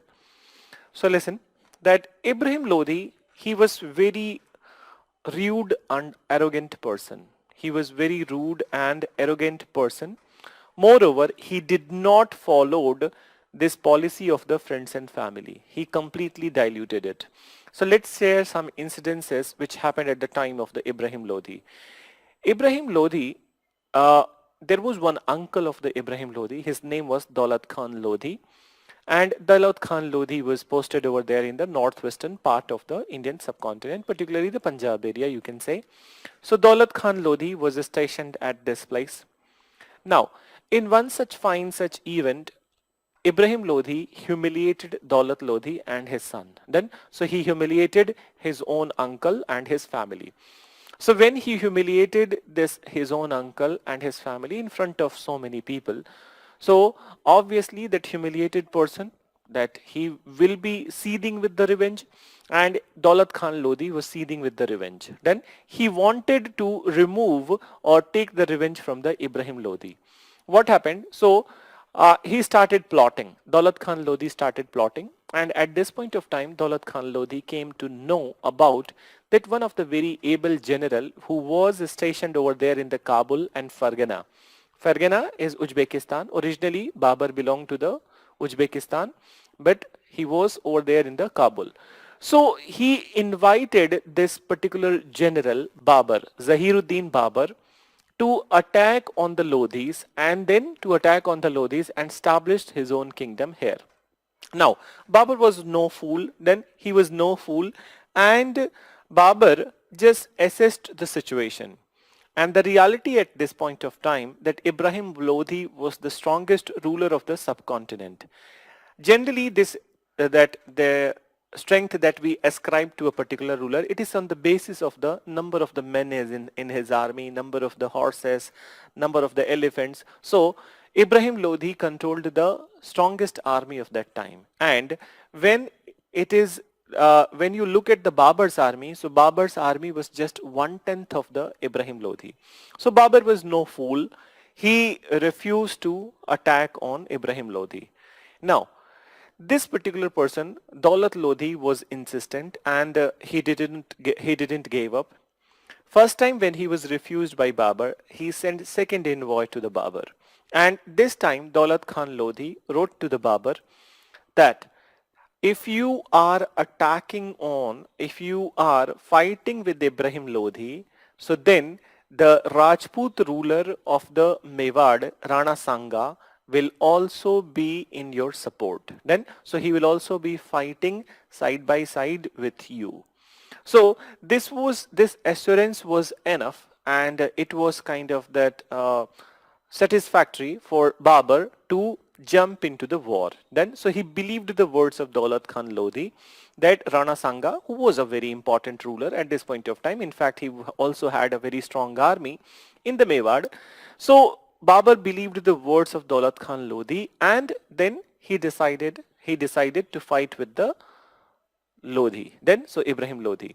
Now, in the history, it is not clear that was it the reality that Rana Sanga that gave this assurance, or he was ready to fight with Babur, or was it just a ploy by Daulat Khan Lodi that he just wanted to bring Babur over here?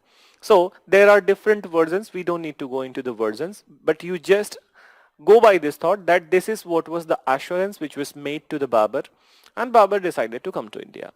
Now, so Babur came to India to fight with Ibrahim Lodi, and when he reached to that area of the Panipat where this first battle was to happen, so in this first battle, Babur was surprised that there was no Rana Sanga's army. Yes, so there was no Rana Sanga's army, and non-presence of the Rana Sanga's army was something not just the shocking, but at this point of time, Babur also took a resolve that after, if at all, I would be successful against the Lodi, so then I will also be successful against Rana Sanga. I will annex his area also, or defeat him.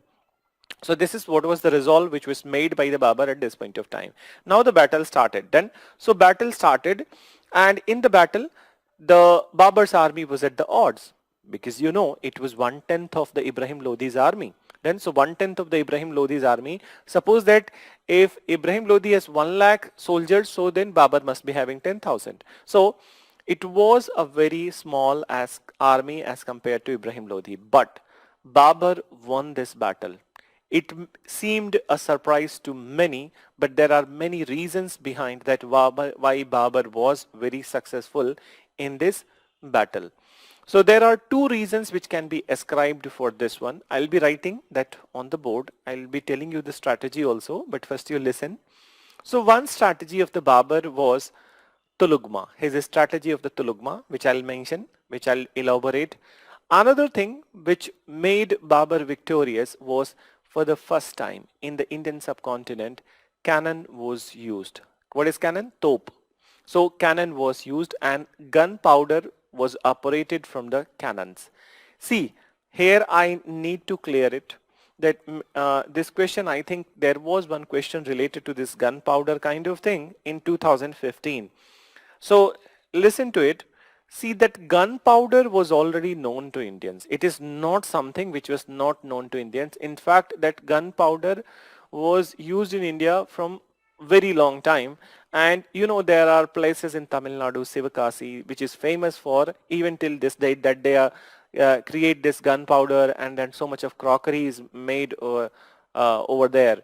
So that this particular fireworks and these all cock brand, what you say, so the all are manufactured over there in the Sivkasi.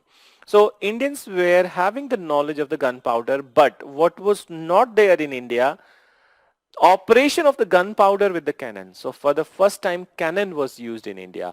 कभी कभी question में ऐसा देंगे वो तुम्हें that for the first time gunpowder was used in India, which would be incorrect. For the first time cannons were used in India. So Babur was successful because of the use of the cannons, and another is the strategy of the Tulugma. Let me tell you this strategy of Tulugma. What was this strategy of Tulugma of the Babur? So with the diagram, I'll try to explain to you. See, this is the problem with the black marker, that it leaves a kind of dirt over here. It looks clumsy and I cannot write. So that's why I don't use this black marker. Otherwise, I don't have any such reservation against the black marker. So, and blue is easy to remove. And in black marker, what happens? And particularly in the winters, it becomes so clumsy that 4 or 5 times you need to do this exercise on the board, that removing only. So now, Tulugma. So what was this strategy of Tulugma?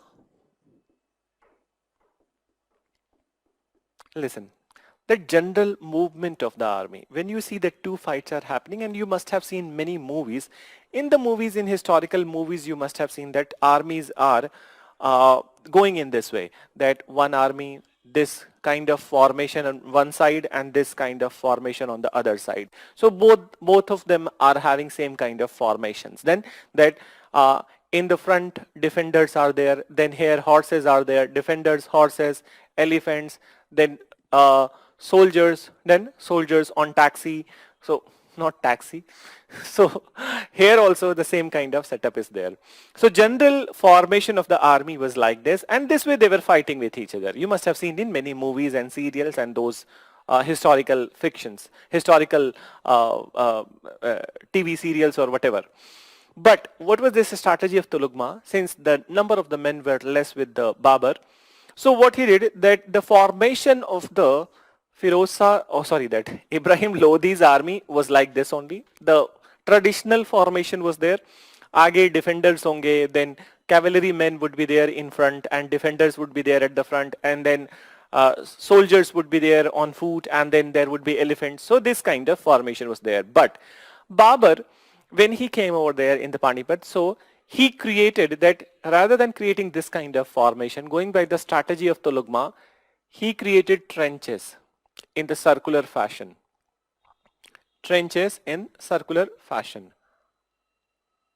So trenches were created in circular fashion, and some of his soldiers were stationed in these trenches. Even The cannons were also hid in the trenches. Then trenches, so some of soldiers are here. Then some soldiers are kept here as a reserve. Some soldiers are kept here as a reserve. And these people who are there, and some soldiers are there at the front. Then so at there at the front. Now when the war happens, so they are moving this way. Ibrahim Lodi army moving this way, and these people, rather than fighting with them, they are just distracting the Ibrahim Lodi's army. Then so they are just distracting. For example, that those soldiers who are here, they are moving in this direction. These soldiers are moving in this direction. These soldiers are moving in this direction. So thus they were just distracting. And when they were distracting, so army men of the Ibrahim Lodi, they were also chasing them. Men were getting distracted, and now with the cannons they started targeting elephants and horses. Rest of the job was done by the horses and elephants. So these horses and elephants started to run madly in all directions. They started to trample their own people, and then the reserve force is coming from the back. They are encircling the Ibrahim Lodi's army. Cannon launches are there on the army. Defeated. So this was the Tulugma strategy. You don't need to write everything. You will be just remembering this Tulugma, but you needed to understand that how Babur, with such a that small portion of the army, was able to defeat such a strong army. Then, so this strategy of the Tulugma was the one to be credited with. So what you have written, that Ibrahim Lodi was the next ruler, last and most powerful. Then you write that he was a very rash and arrogant personality.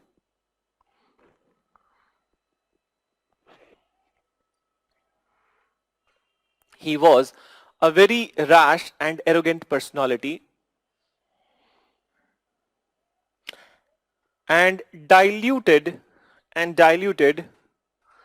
the friend and family policy, and completely diluted the friend and family policy. Friend and family policy.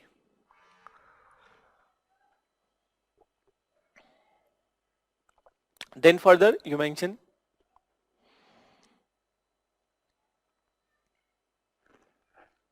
he humiliated his uncle Daulat Khan Lodi. He humiliated his uncle Daulat Khan Lodi. His uncle Daulat Khan Lodi, who invited Zahiruddin Babur,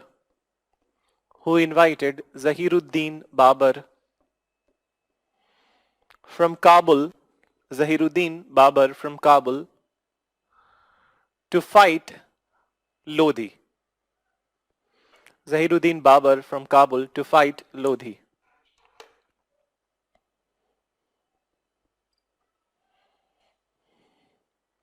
Then you write, initially Babur was hesitant.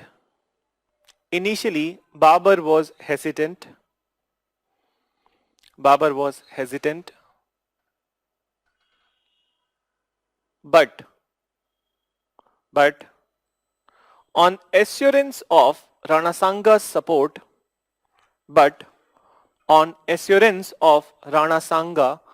Mewad,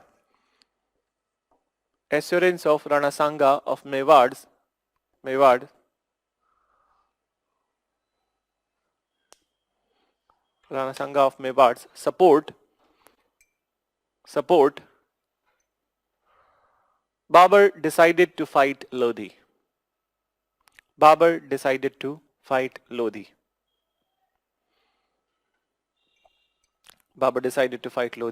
As such, first battle of Panipat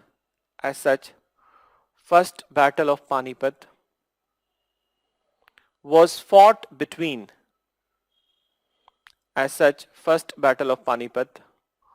1526, first battle of Panipat, 1526, was fought between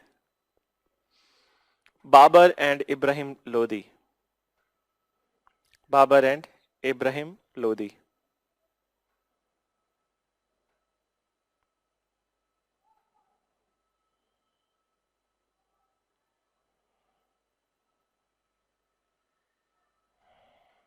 Then you mention Babar and Ibrahim Lodi.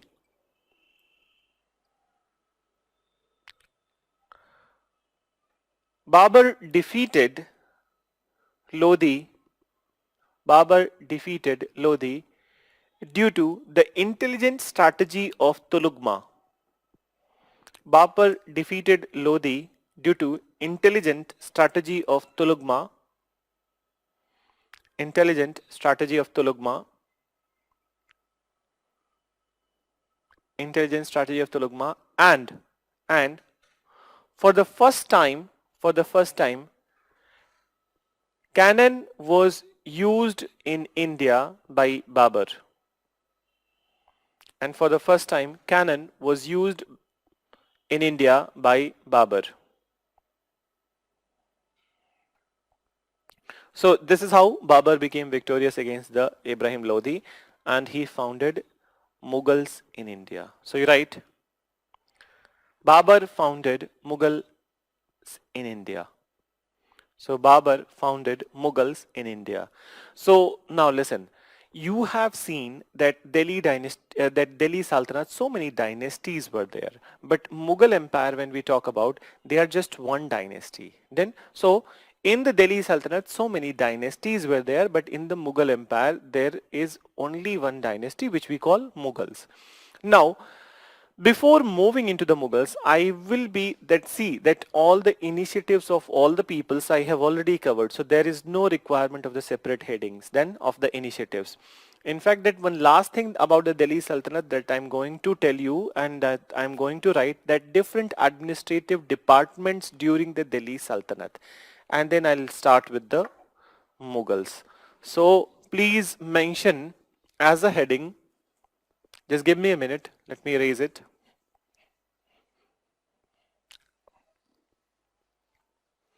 So any question you can send.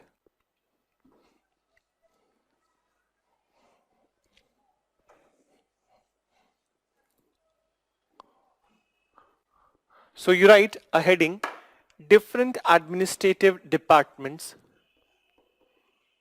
different administrative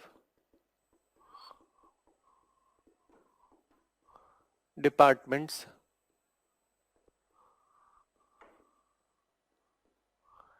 during Delhi Sultanate. So different administrative departments during Delhi Sultanate. So one by one I'm writing. Few of the administrative departments you have already written, maybe repetition, but some of them are new to you. Then so let's begin with the very first one. Diwane Wizarat. See, the question used to come from this section. They can ask you that Diwane Wizarat, which department? Then, so, yes, Vinita has asked, Tulugma and Ottoman policy, more or less same. Okay? Ottoman policy is, we, uh, that Tulugma is basically, you understand that it was the strategy of the Babur, though this strategy existed in the Ottoman Turk Empire also, but Babur gave it its own flavor. Then he was very intelligent. Then so he gave it its own flavor. Then Diwan-e Wizarat, so this is Department of Finance. Department of Finance. Then after Diwan-e Wizarat, you write Diwan-e Ariz. I hope that you have written this. I think in the Balban I mentioned it. So this is the Department of Army. So not all the time I'll write department. You understand it, that this is Army. Department of Army. Then you write Diwane Bandagan. So this was Department of Slaves. Department of Slaves. Diwane Insa. Foreign Affairs.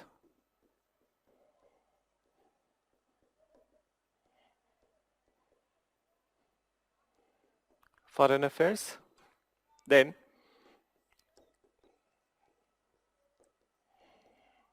Diwane Muniha,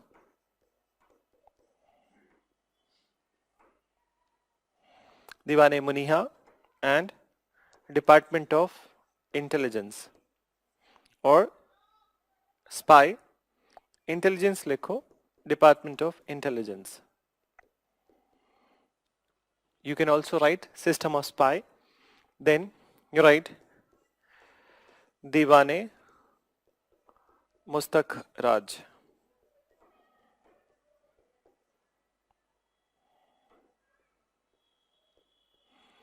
Department of Collection of Revenue. Revenue and Arrears. Bakaya, Vasuli Department. Please write this much. I'll give you a little bit of time so that you can write. There are few more I'll be writing after this.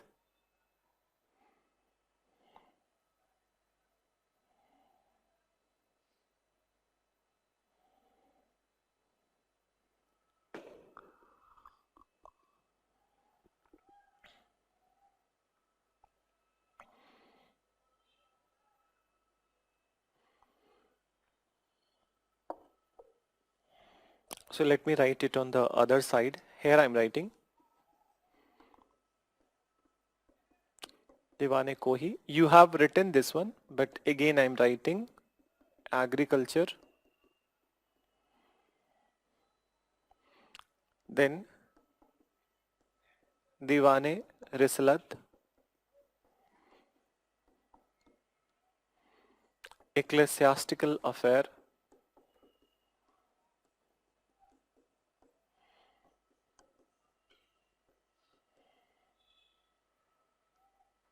Ecclesiastical affair.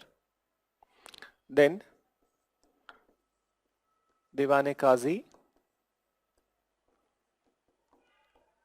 religious affair.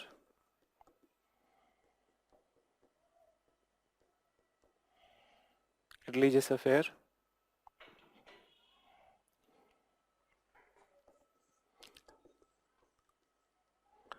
Diwane Khairat, charity.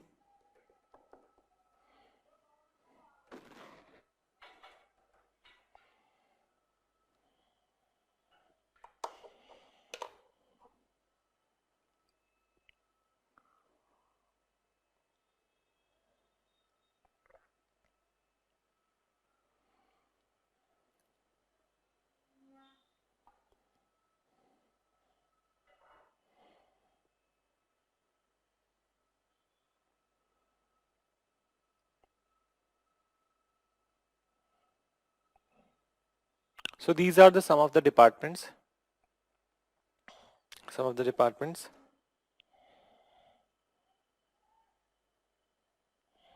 I'll give it 2 minutes. ठीक है?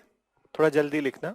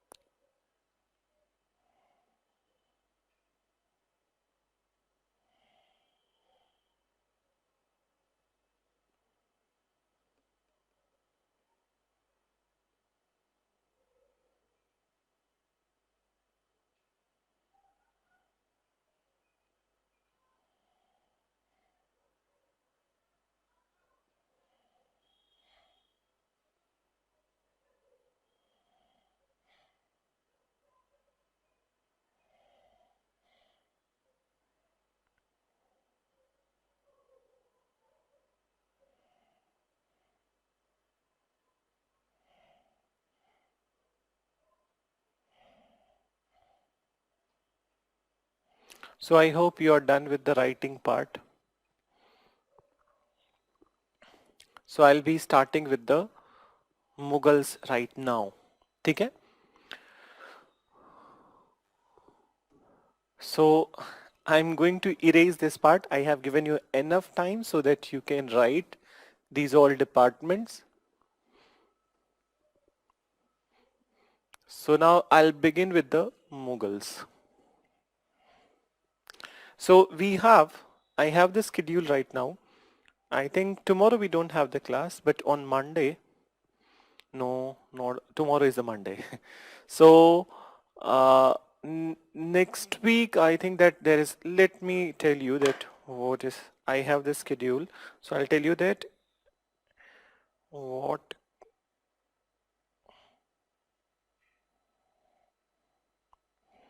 so in your batch, on Saturday, I have one class. Okay? Saturday and Sunday we have class. So definitely by the Sunday, we'll be able to complete this part. Sunday it will be complete. In fact, that today, that next class, major portion of the syllabus would be complete. Sunday, I hope that it would be a smaller class. So by Sunday it will be complete. Okay? So ecclesiastical, as we know it today, is related to church people. Yes, here also it is related to the religious affair only. But let me tell you that this religious affair, ecclesiastical, it is, no, that not just the church. Ecclesiastical, you consider it with the religion. And this ecclesiastical is concerned with the religion propagation. So let me write it over here. Religion propagation and discourse. Religion propagation and discourse.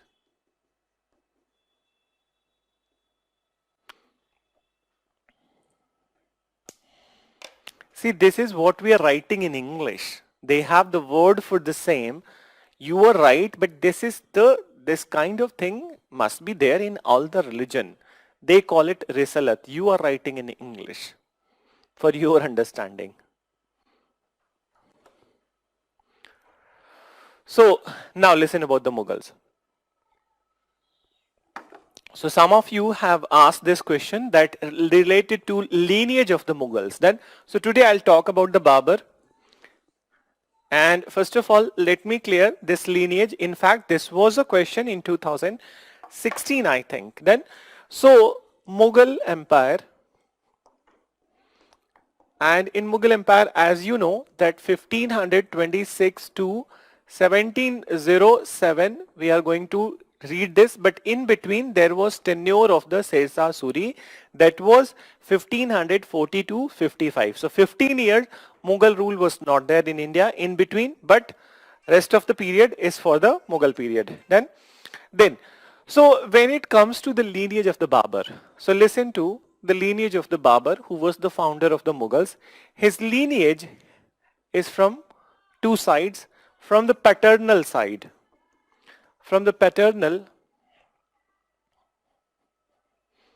paternal side, Babur was Turkish.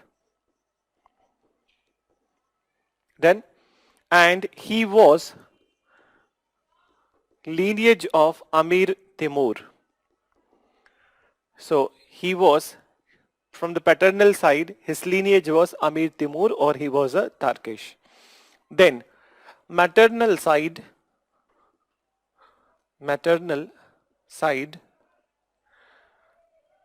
they were Mongols. Maternal side, they were Mongols, and lineage of Chengiz Khan. Lineage of Chengiz Khan. So meaning that one of the daughter of the Chengiz Khan, her name was Nigar Khan. She was married to the Turkish people. So she was married to the Turkish people, and this lineage, which is the Babur's lineage, or the Mughals. So this is the lineage of the Mughals. So we can say that from the paternal side, Mughals were Turkish, and from the maternal side, Mughals were Mongols. So from the paternal side, Mughals were Turkish, and from the maternal side, they were Mongols.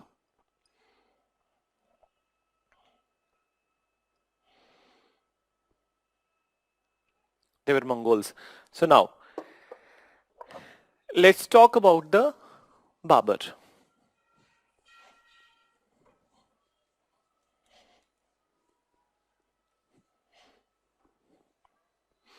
So now you write the heading Babur. So Babur, Zahiruddin Babur, 1526 to 1530. Now listen, Babur came to power and he founded the Mughals in India. So just after coming to power, as you already I have told you that he took a resolve that he would be taking revenge from the Rana Sangha of Mewar.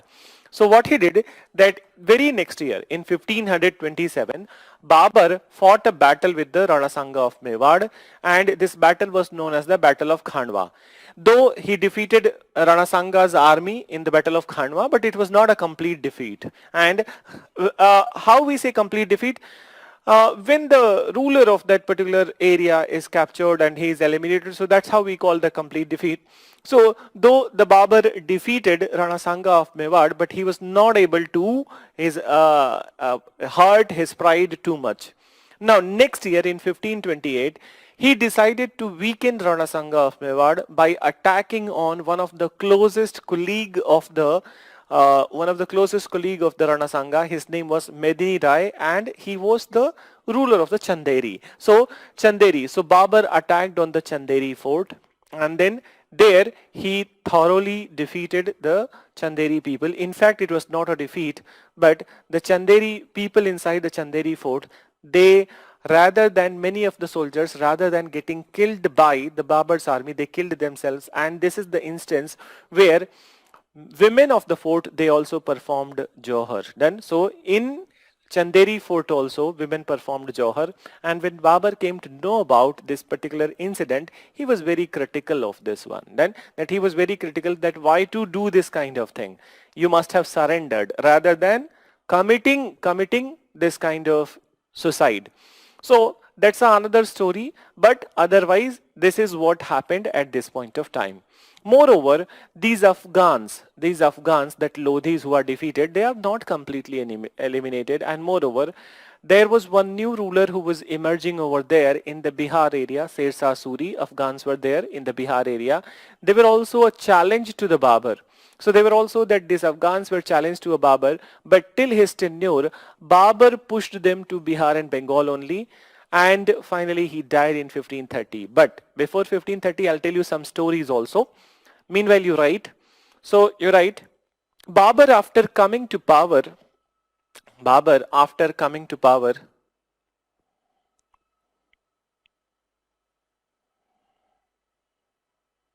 fought Battle of Khandwa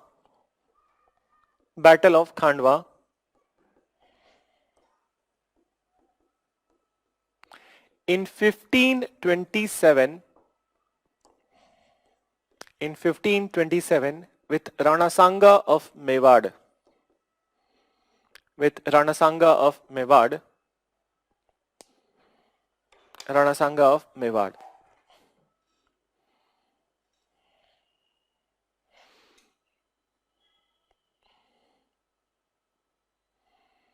Rana Sangha of Mewar, full stop. Then you write, next year 1528, Babur attacked on Chanderi fort. Babur attacked on Chanderi fort, which was ruled by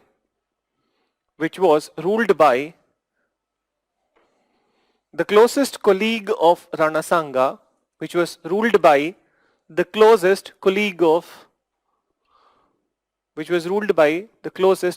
Rana Sangha, Medini Roy.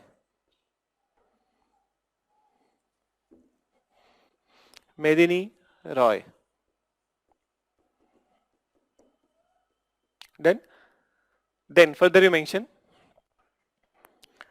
Babur also pushed Afghans to Bihar and Bengal. to Bihar and Bengal.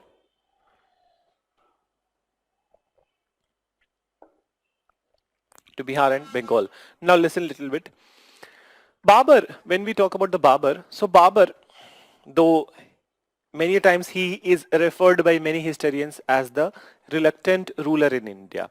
Why he was referred as a reluctant? Because he didn't like the climate of India. He was very critical. Babur wrote his biography, and name of his biography was Tujk-Babri.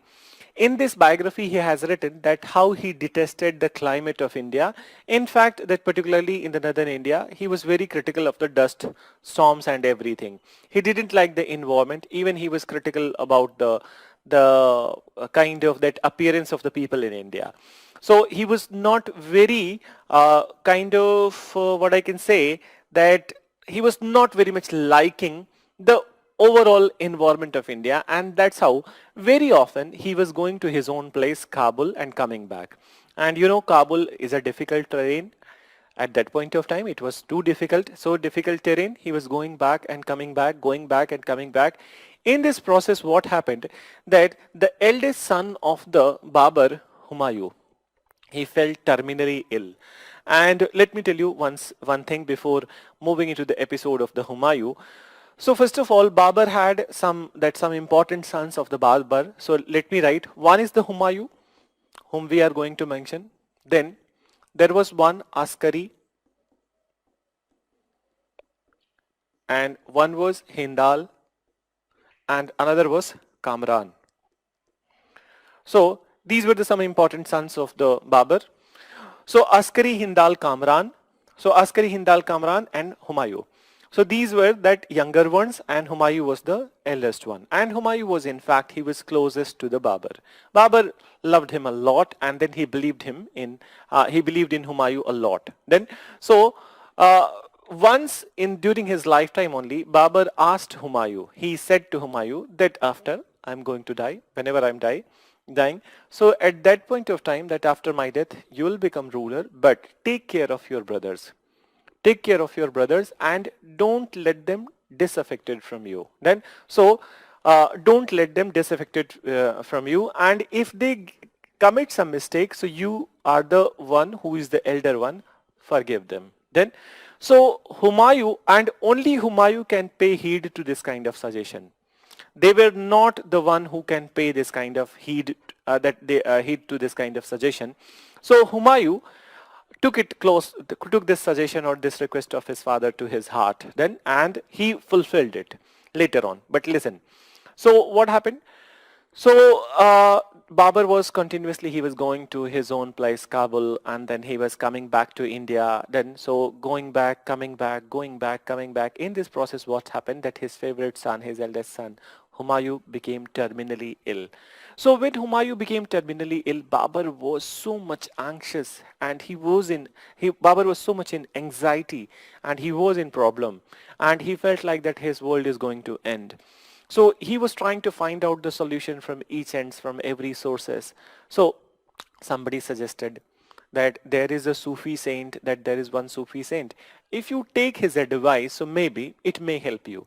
So Babur invited that Sufi saint to his court, and then these are the many times it may seem to you anecdotal, but this is how the things are mentioned in some historical fictions. So not fictions, historical books. Then so, and biographies also.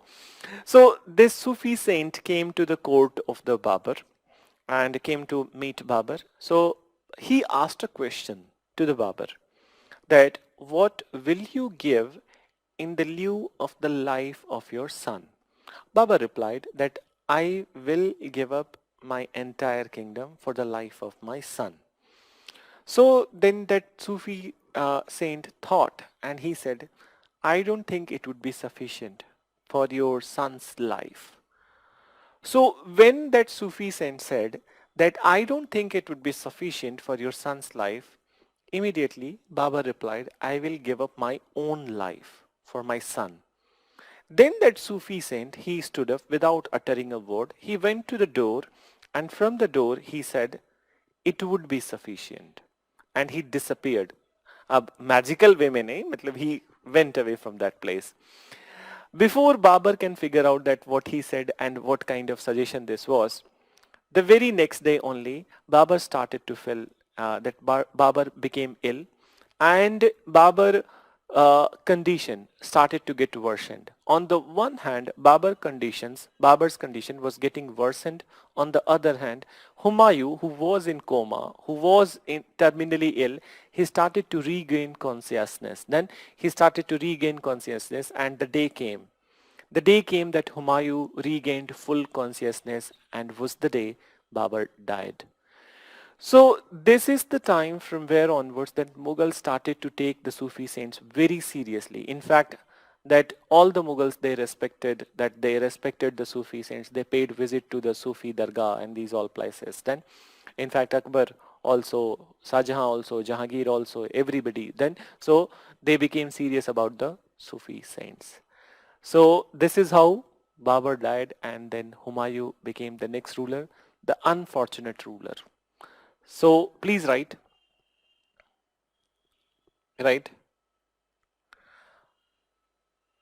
Babur, we are not going to write the story, but only that the obvious part. So you write, Babur died in 1530. Babur died in 1530, after which his son Humayun became the next ruler.